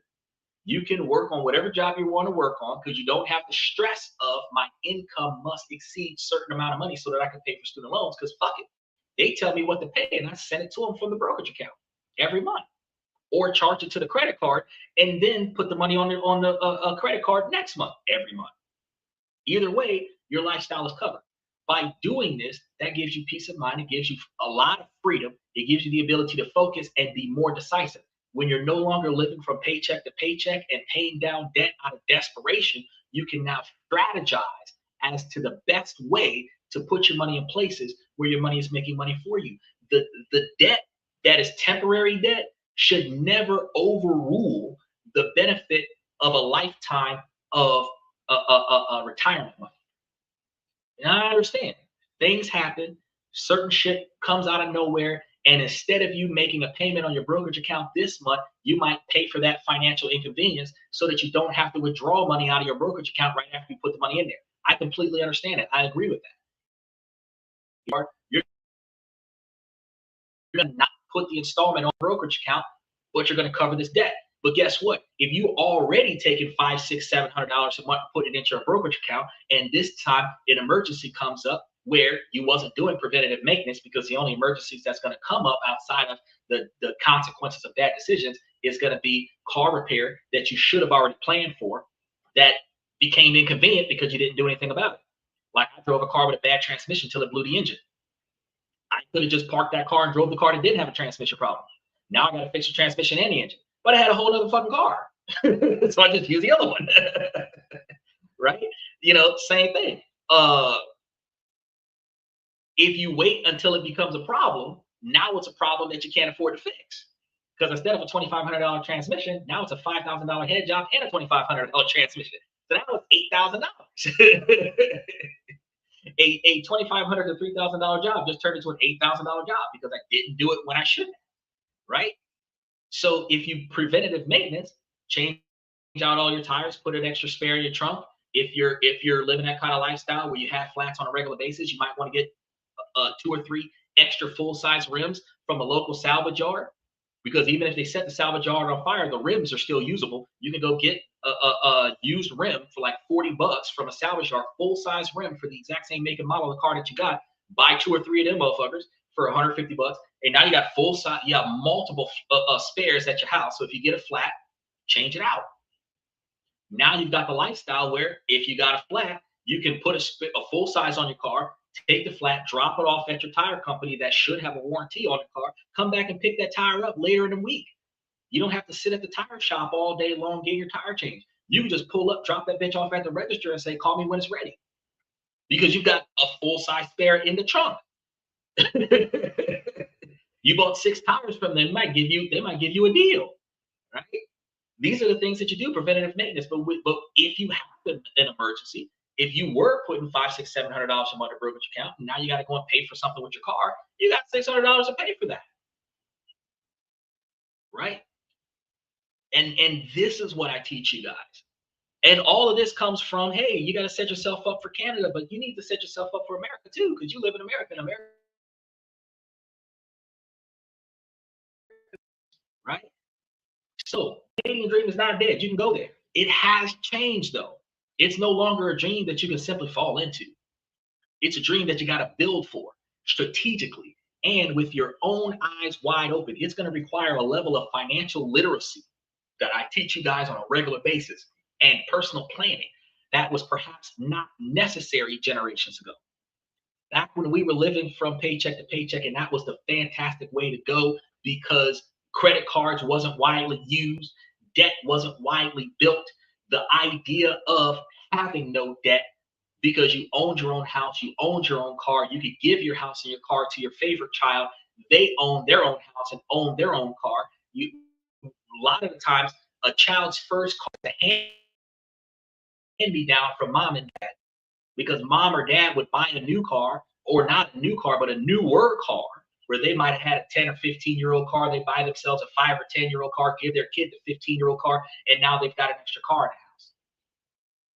You might have a 15-year-old car for mom, 20-year-old car for dad, and a 30-year-old car for the kid, but everybody's got their own car. Everything's bought cash up front. You have less stressful life. Yeah, you still got to deal with a lot of maintenance because those cars were old, but you have a less stressful life because you don't have 3 car notes that you got to pay for. These days in 2026, everybody's got a car on lease. Whether you finance it from a buy here, pay here, who got it dirt cheap from a damn car auction, or you're dealing with it from a dealership, brand new. Either way, you're on a contract with everybody. You're on a contract with the phone company. You're on a contract for your iPhone. Everybody's got you on some type of payment plan. Leave a payment plan alone and use that as your base standard of living cost, and then take all the extra money and put it towards building you the type of lifestyle where the next time you buy a car, you can buy that bitch cash up front. Use the extra money that the mechanic is going to get, or the dealership that's going to get from you, as the cost of doing business. Use that as a learning experience, that the next time I go to get a car, it will be cash up front. And I will be negotiating something off the price of the car, so that when I get it cash up front, that I'm getting it for a good deal. Regardless of whether or not it's a new car, a certified pre-owned car, or a 20-year-old car, what matters is that this time I'm not going to be paying an arm, leg, and an eye for it for 3 years. I might spend 3 hours in the dealership getting a car that I want, but I'm going to walk out with no notes. They'll be mailing me the deed to the house. You know what I mean? That's the kind of stuff that you learn, but you learn that after the fact. So you being 36, by the time you're 50, you should own something, whether it's a condo or a house, that's on a 30-year mortgage. That's probably the only thing that you're going to have on a 30-year mortgage, on any type of financial lien. You're going to own 2 cars, maybe 3, right? Depending on how the laws change over the next couple years about fixing old cars. And you're going to have a massive brokerage account. One of the reasons why you're going to be capable of owning your own house is because you're going to have a brokerage account bigger than the down payment on the damn house.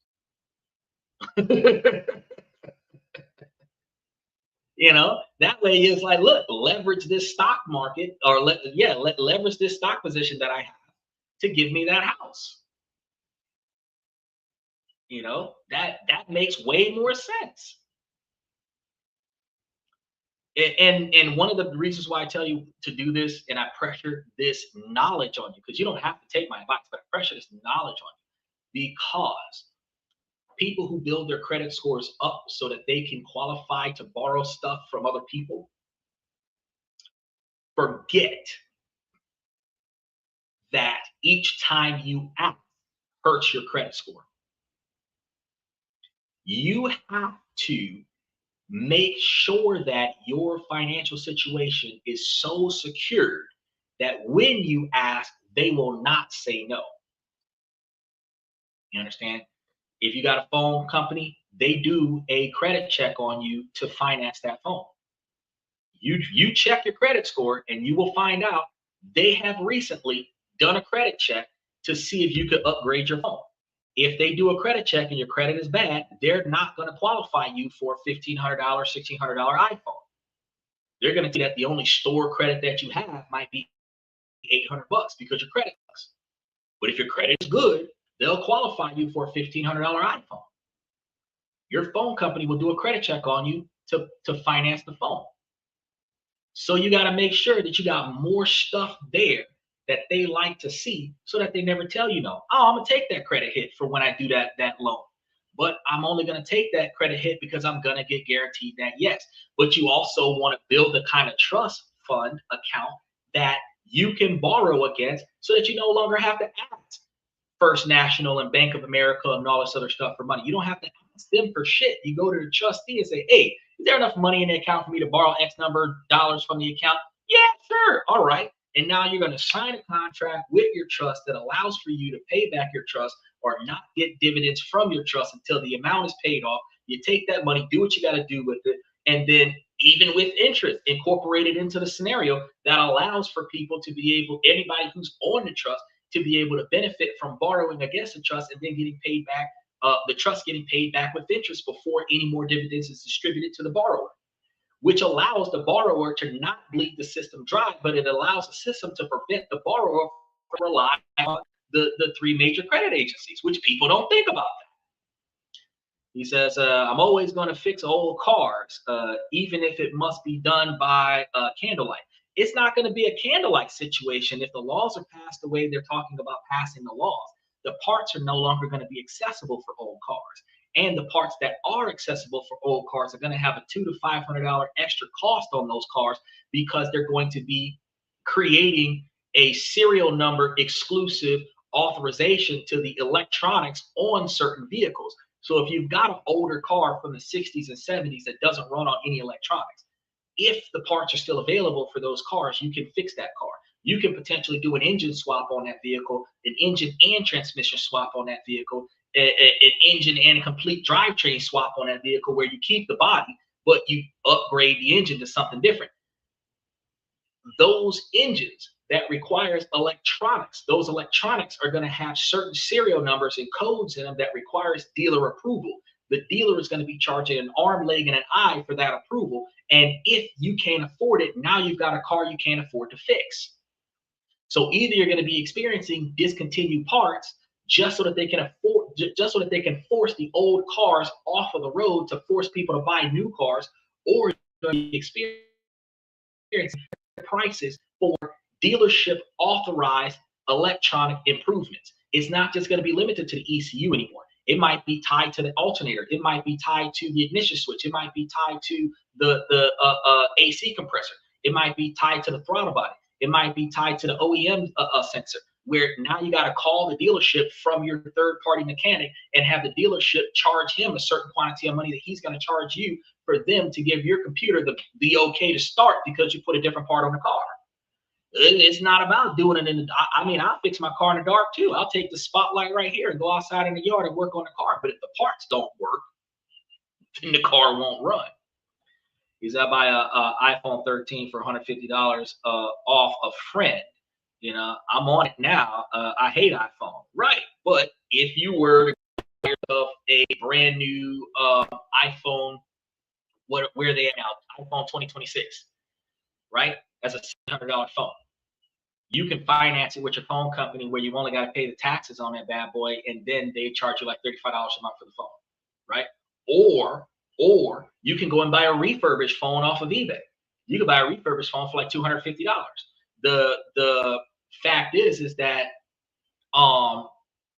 buying a refurbished phone still gives you a quality phone cheaper than the brand new phone. But the problem is that the older phone expires out of the network faster than a newer phone, because every 5 years the phones must be replaced because they no longer are supported on the system. So if you get a phone that's 3 years, it's only going to be a year or two more before it no longer takes downloads from the network updates, right?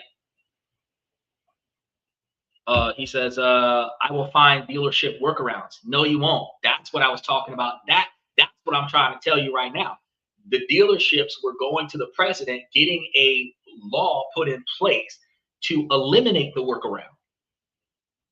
Eliminating a workaround where certain mechanical parts that come from the dealership are going to be dealership exclusive, no aftermarket, which means that you will have to get approval from the dealership for the fixing of certain cars. Now, there are going to be some older cars that are going to be grandfathered in because those cars already on the road, aftermarket parts already exist. But once those parts are used up or disappear, because when we start talking about corruption, the same way they burn down quite a few junkyards to prevent people from benefiting from the salvage yards, getting parts out the salvage yards, they can pull all of the parts from certain places that prevent aftermarket stores from selling aftermarket parts. The thing is that at some point, because right now you're 36, you've got a car right now that this law might not impact that car this year, but over the next 10 years, you might find yourself in a situation where the next car you get is directly impacted by this, where the codes are not going to work anymore because you got to go to the dealership and get approval. Parts aren't accessible anymore on the older model cars. They've all been used up. And now you have to replace the car with another car. And the car you replace it with is the kind of cars that must have dealership approved parts on it. There's not always going to be a workaround. You're young, right? You're young. 36 is young, okay? In 20 years, if a law like that got passed in 20 years, you got no choice. In 20 years, a 15-year-old car would be a car 5 years after this law was passed, which means that the car would initially be locked in. You would be getting a 2030 car at 60. You'd be getting a 2030 car that will be locked in to the new laws, where you would be stuck with the dealership approval prices if the law got passed, because it hasn't passed yet. So there isn't always a workaround. The workaround that you have is building the type of financial legacy that supersedes this particular requirement, recognizing that there's probably going to be a $500 to $1,000 increase on car repair, because if this law did get passed, it would increase a dealership control over repairs on vehicles. You would have to factor in an increased cost of car repairs. If you did, you would be increasing your overall budget, especially for older model cars, or leaning towards trade-ins, or leaning towards leases. One of the, whatever the case may be. However you go about doing that, you will find yourself in a position where if you put more money away now to afford that, you wouldn't have to worry about that later if it became a thing. You guys have to remember that it's going to be about choosing an affordable city over trendy ones. It's going to be about being intentional in seeking out your community instead of passively swiping. It's going to be about paying yourself first and investing $100 or more a month into low-cost ETFs, even when it feels small, or even when you feel like there's so much more debt that you could have been paying for at the time.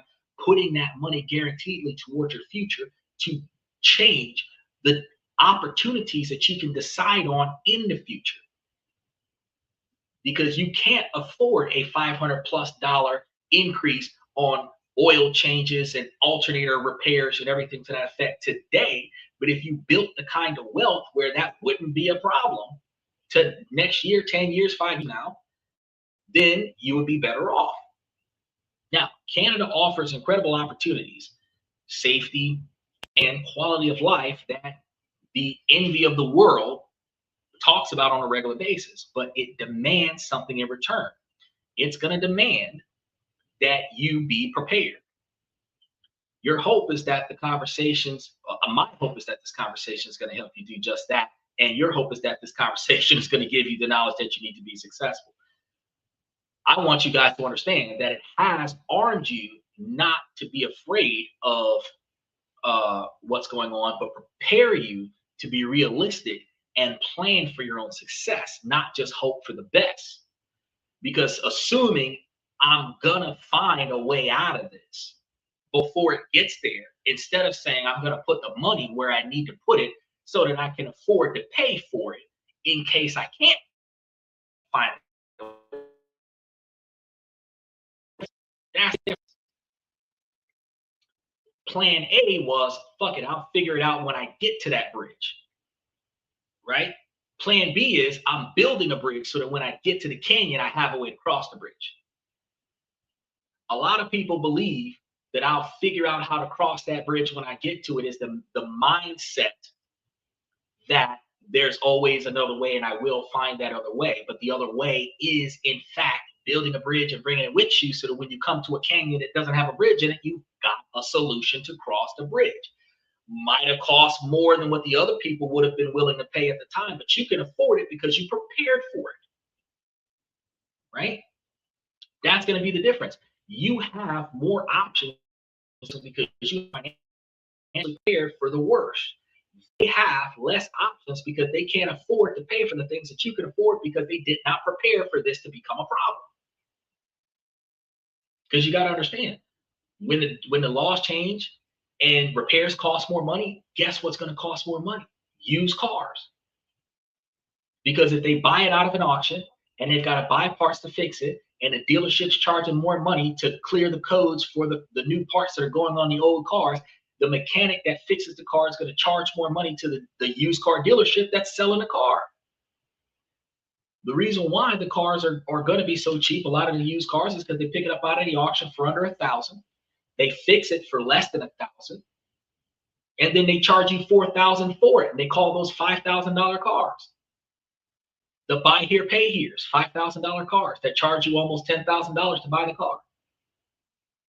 And they'll talk you down. They'll put the price at $5,000, take off the car, sell it to you for $4,000. You feel like you got it at a deal, but they paid $2,000 for it. So they made a $2,000 profit plus the interest that you're going to pay on getting the car.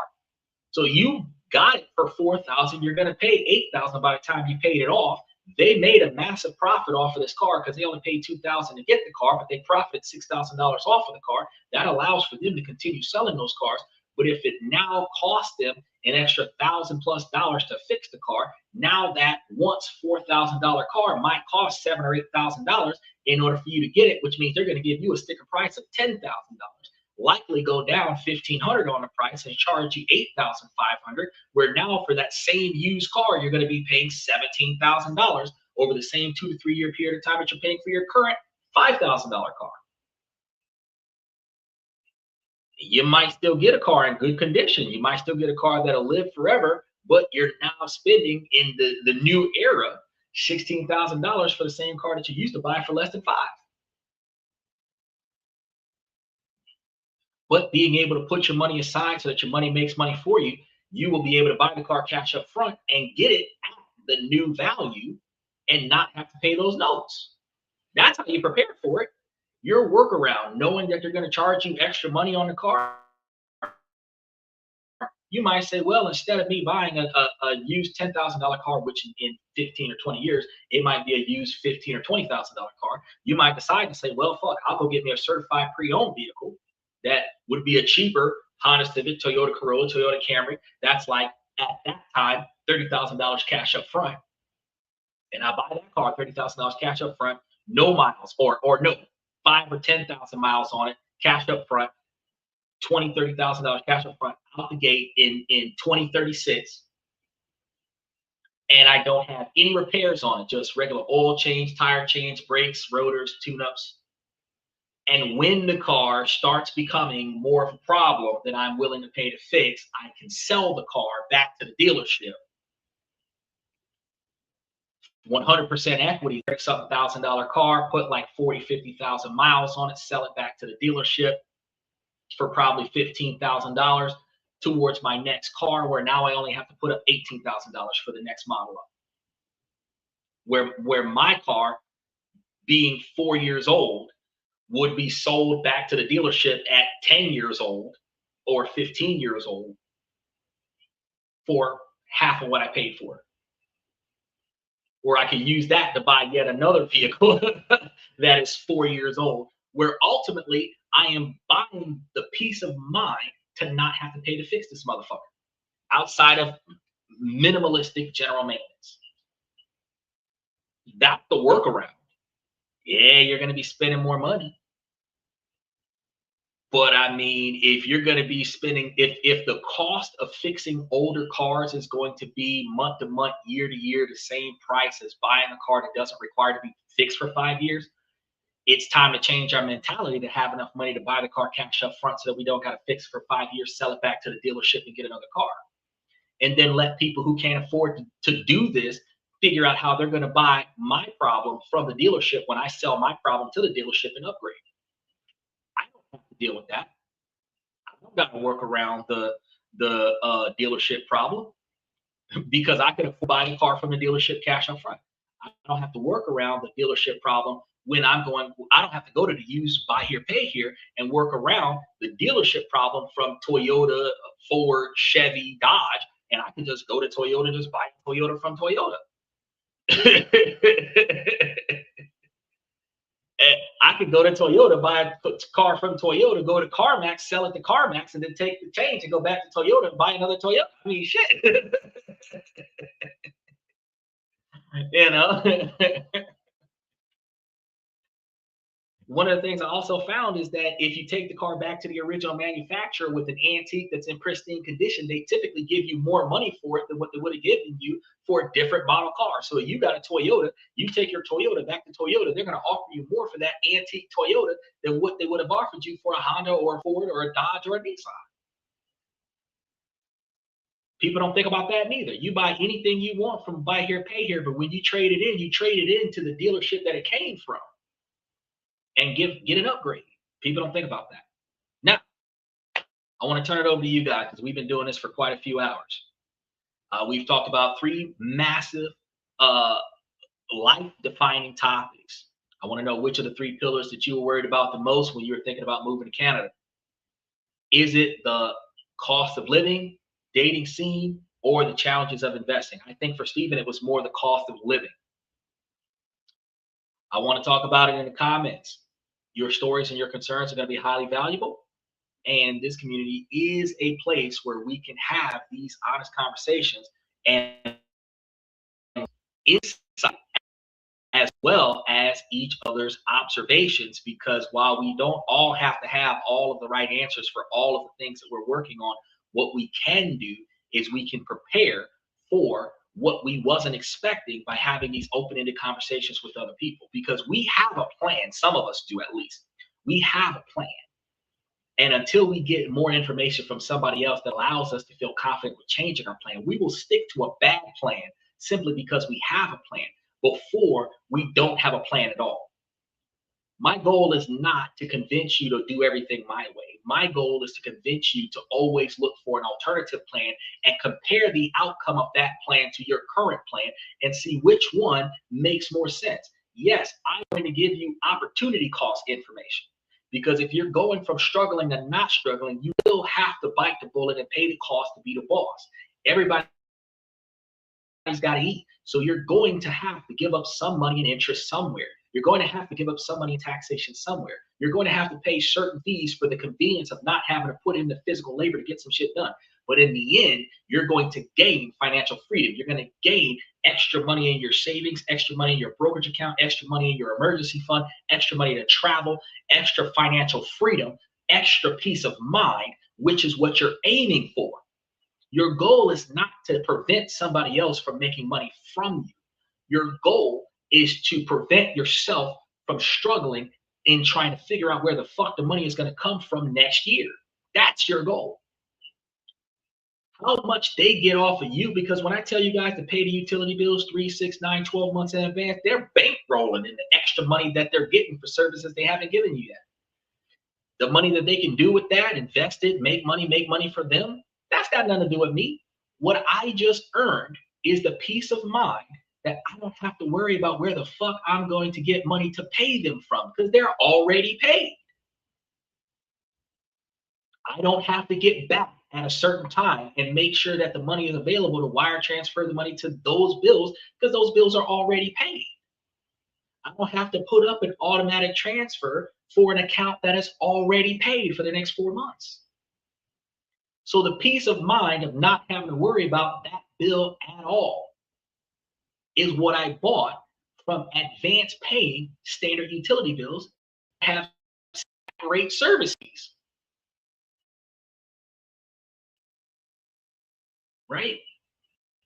That's how you fix yourself. That's how you improve your ability to be successful. You remove the mental stress from you, and now you've got more time to focus. So that's all I got for you guys for tonight. I want to start by saying, ladies, as long as the situation doesn't make sense, I'm going to keep asking you ladies to make it make sense. So ladies, please make it make sense. Fellas, I've been giving you guys this information to make you guys higher value men, not just by improving your financial life, but also by improving your decision-making skills. Because once you start paying attention to the things that are inside of your control, and then you start proactively putting forward effort into change of the things that you don't like, you then can navigate around the things that are outside outside of your control, as we just been discussing for the last 40 minutes. Navigating around things that are outside of your control. Ladies, while this is a male-driven podcast for the male's perspective, you too can prioritize your 20 and 30-year goals. You can make yourselves higher value women by successfully re-engineering how you're going to get to your 20 and 30-year goals. And then while you're proactively accomplishing those goals, you keep your eyes and ears open for the right personality and characteristics, the drive, the ambition, the dedication, the determination, the integrity of the person who is capable of fulfilling his own long-term goals, right? And then look at those long-term goals and see how those long-term goals mesh up with your long-term goals.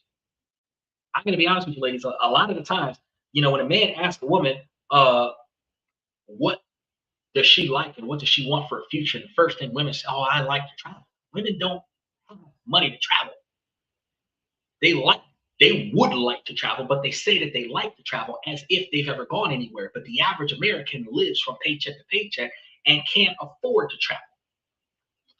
People say they like to travel and they like expensive meals and they like steak and lobster because in order to be impressed by the other person now has to pay for the lifestyle that you can't afford to pay for yourself. The problem is, ladies, is that when you put yourselves in these dynamics, you're putting yourself in a position to have a person who doesn't know who the fuck you are waste all of his estate on impressing you. A lot of women think that's the best man. It is not, because he's financially wasteful. He's capable of wasting his money on a stranger. He doesn't even know your last name. He couldn't find your middle name if it was in the middle of a haystack. He couldn't find you in a lineup half the time. He's after sex. You're after his wealth. Y'all don't care about each other's personality or characteristics. And the worst thing about this partnership that you guys partnership out of convenience is because he might be getting sex out of you and you're getting the lifestyle you can't afford for yourself. The problem with this dynamic is as y'all get older, when one of you stops performing, the relationship is no longer convenient. You stop giving the sex, it stops being worth him paying for the standard of living that you have. He stops making the money that he could afford to pay for the standard of living that you thought that you were going to get for your life. You no longer have the lifestyle that you want. The relationship is no longer convenient. Y'all are going to fuss, fight, argue, and break up. You have to have lifetime goals. If you want to travel the world, then your goal in life is to build a type of estate where you can afford to pay for your own travel around the world, which means that you're building up a brokerage account right now. You're investing in something right now so that in the future, you have the ability to retire out of your work by a certain age and then travel the world because you want to travel. That makes way more sense to a man than, I like to travel. Now, as if you fucking gone anywhere. And if you have, a lot of the times, it was in a 304 style where some guy spent a bunch of money, take you somewhere, y'all had a good time, y'all hooked up. That's what he did. He spent a bunch of money to hook up with you. That's not that's going to be gold digger mentality when a guy hears about that. You want a good guy, you want to travel, you want to build the estate to travel. I tell you guys on a regular basis that two people can put their money together and make $1 million faster than one person can do it. The fact is, her $30,000-$40,000 a year income, his $30,000-$40,000 a year income can come together and y'all can be millionaires in less than 10 years. So both of y'all are making $50,000-$60,000 a year. Y'all could be multi-millionaires in 10 to 20 years. Y'all in y'all 30s, by the time y'all are in y'all 50s and 60s, y'all can travel the world for the next 40 years if you just put your money in the right place. So ladies, if y'all are trying to find a kind of man to build a life with, you have to already have the mentality to save and invest and have long-term satisfaction goals, not short-term gratification goals. You want steak and lobster for your first date instead of wanting to know if this man has a satisfactory investment portfolio that he's working on for his retirement, a retirement goal, 401k strategy. What is his exit plan for getting out of the workforce? Like, y'all don't ask them questions. You got a job right now? Yeah, you do. What's your exit plan? And they're not going to know what the fuck you're talking about if they're not prepared. What's your exit plan? What process, what steps are you going to take between now and the time that you stop working where you can no longer have to work but still have enough money to cover your standard of living for the rest of your life? What is your plan? Y'all don't ask them in that. What y'all asking is what's your name? What job do you do? How much money do you make? How much money are you going to spend on me? I want to be lavish. Ladies, That's not beneficial to you. You don't want a man to waste money on you like that. I know a lot of women think, yes, I do. No, you don't. Because think about this. If 51% of his income goes towards your standard of living and you only benefit from 23% of it, 18% of the money is wasted every year. And if 18% of the money is wasted every year, that is 18% of money that could have went towards a lifestyle where you could get lavish every day, every year, 3 times more than what you ever thought possible for the next 40 years. So it doesn't make more sense for him to waste 18% of his money on you now to make you feel broke and special. Or would it make more sense for you to put that 18% somewhere where y'all can both be fucking rich and special for the rest of your life? Where your kids will be rich and special for the rest of life, where your grandkids will be rich and special for the rest of their life. Which one do you think is better? I just want to know. Make sure y'all put that in the comment section. Now, that's all I got for y'all for tonight. I want y'all to think about that, and then we're going to come back tomorrow. We're going to talk about some extra enforceable information. I want to give a special shout out to Steven, Michael, OG Kicks, Mr. Satellite, FX Trader. I appreciate y'all for coming to the show on a regular basis. I want to thank you guys for coming to This and That. I'm your host, Xander, where we talk about this, that, and everything in between. And I'll see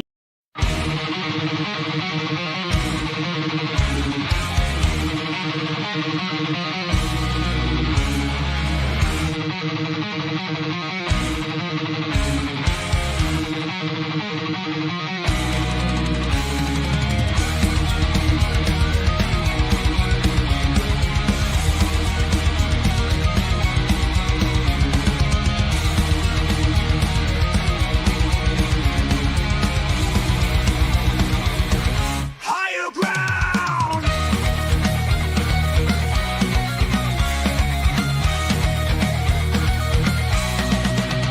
Used to chase validation, now I validate myself.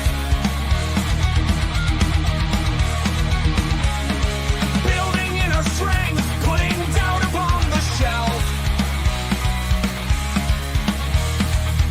No more unnecessary drama, no more wasted time. Climbing higher, constantly making my own climb.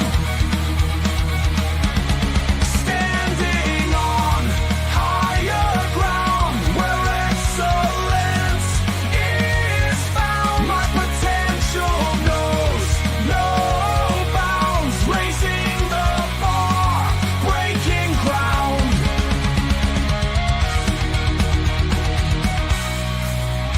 My network is my net worth. Choose your company wise. Surround yourself with eagles, not with sheep in disguise. Every interaction is a reflection of my brand. Quality over quantity, that's my personal command. I'm not landing on higher ground where excellence is found. My potential knows no bounds, raising the bar, breaking ground.